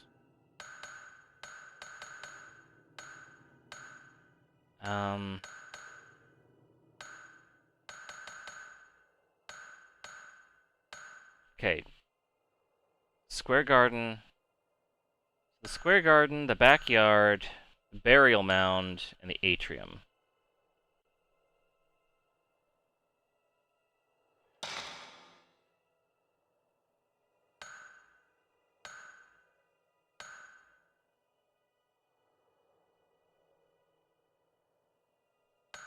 Top with an eye.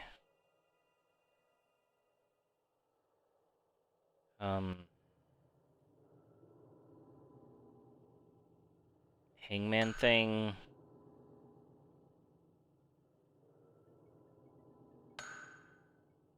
This one looks like a headless devil snake. Ay ay ay. They're all the same, and they're all the characters there. Okay, well, I recognize this thing. When I pushed the button, some device came off under the cabinets. Okay. I don't know if that was right.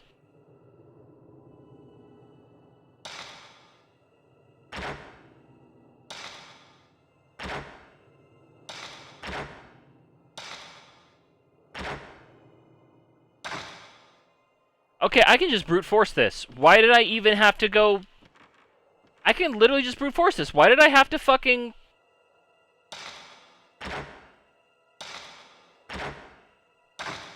Why did I have to go take part of the fucking ghosts? Girl, what are you looking at? What are you looking at?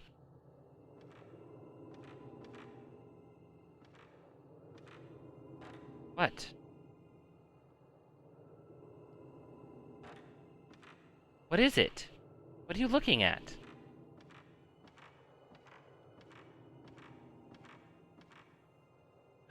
Whatever. I could have literally just brute forced this.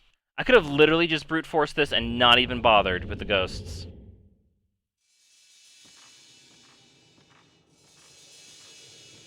That's... Like, I did brute force it.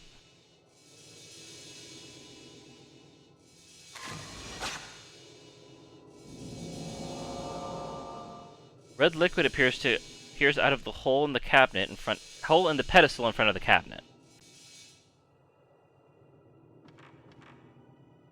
Something has been taken out of the middle.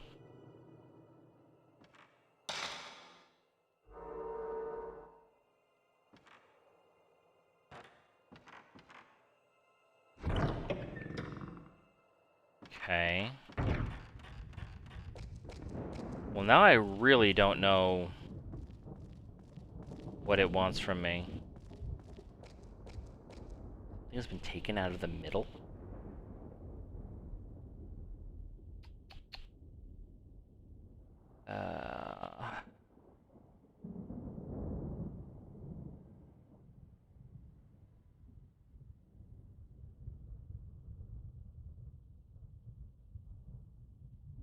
I genuinely have no idea what it wants here. Subquest storeroom. Subquest? There's side quests in this game?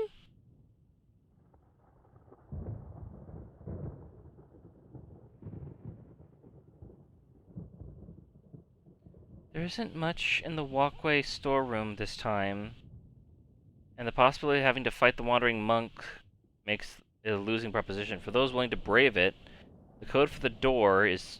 When you're playing the PS2 version, see the select combination locks the important information entering the code. What are you talking about? Wait. Return to the fish tank room to the stairway, go all the way south to Cherry Atrium, cross the moon, go press the buttons on the cabinets. The first button unlocks the front cabinet. Second button unlocks the right side. Third button unlocks... Yeah, fourth button left side. Circle around, take a picture of the floor in front of the cabinet for the next clue. A trail of blood. Follow it to the Cherry Atrium. Am I in the cherry atrium? This is the cherry atrium. Expect to be attacked. Just wander off? Oh. Oh, blood. Okay. We got it. We got a trail. We have a trail. Trail is good. About something like red. You have a trail. Making progress. Alright.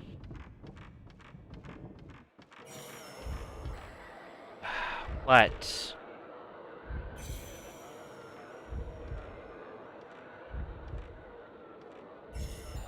I'm not fighting you in this area.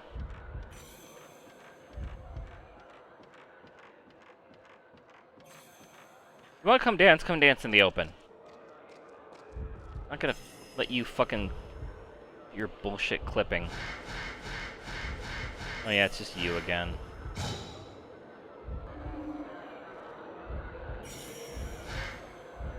Where are you?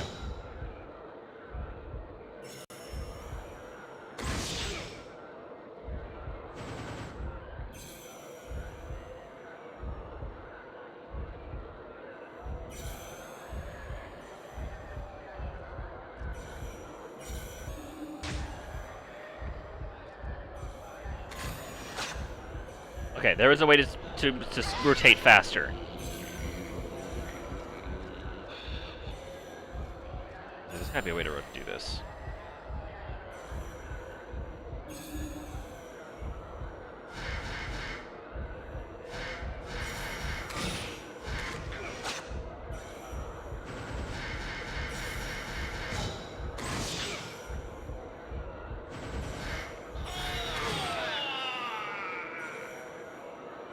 I have 2 shots left on my decent ammo. That's not good. I know I'm smiling. God, we are not doing well.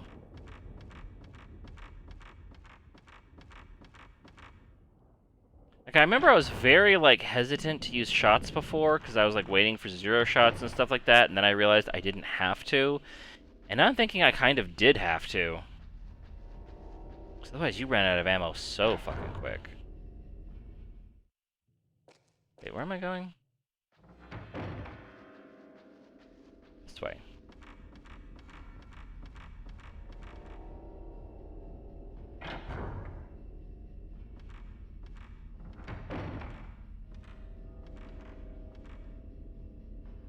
Oh, bloody handprints. Okay.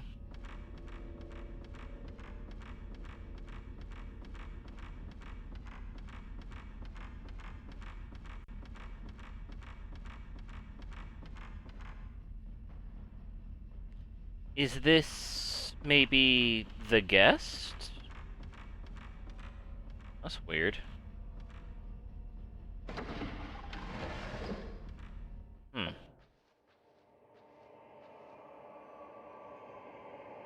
It appears someone exploded here.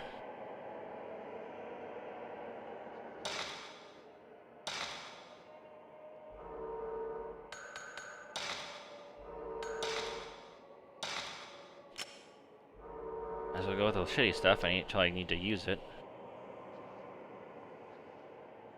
There's a big pool of blood in the middle of the room.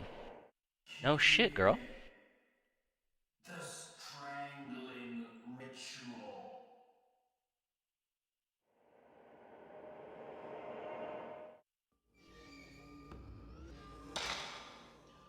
Look, I'm not trying to bash anybody's religion, but if you have something called the strangling ritual,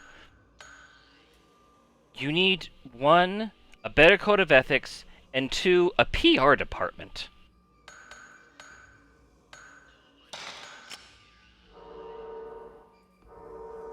I need some fucking health.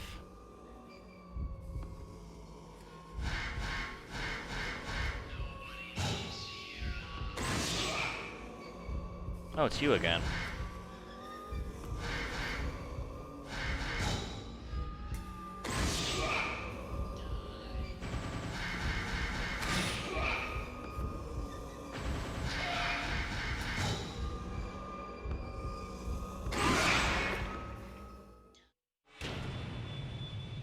and I'm dead.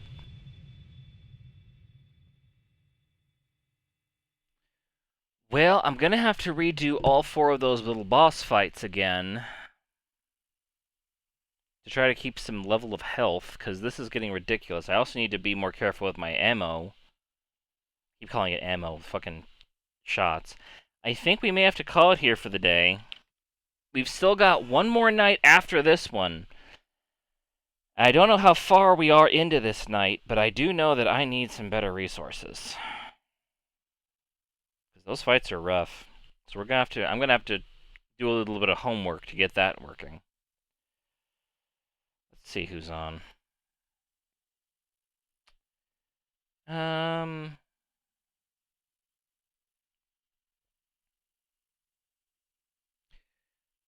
let's see.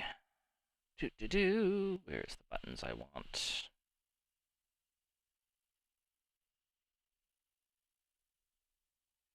I want these buttons. I want these buttons. And I want this a button.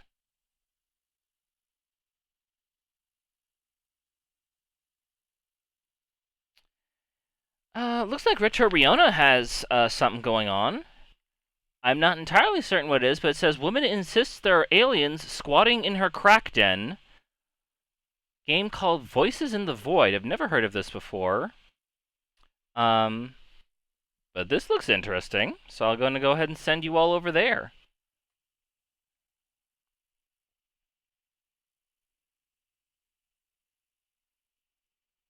I hope you all enjoyed the little impromptu stream. I will probably, hopefully, be streaming a little bit more later on in the week. Next week, I guess. I don't think I'm going to be streaming tomorrow, although I might. I don't know. It all sort of comes down to whatever I want to do.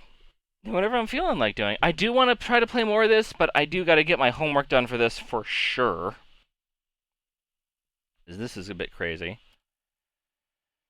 But yeah, I will go ahead and throw whoever is still here all the way over to Retro Riona, and we will see why this woman insists that aliens are squatting in her crack den.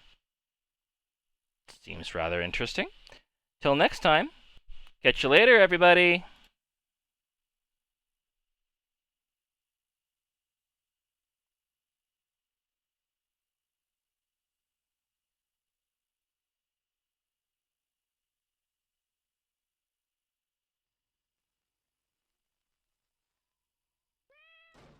Are you winning, son? Screensaver Studios, thank you for the raid. Welcome, readers. Welcome. I appreciate the raid. It looks like Takako is up to Ace Combat. I actually need to play the Ace Combat games. They've been on my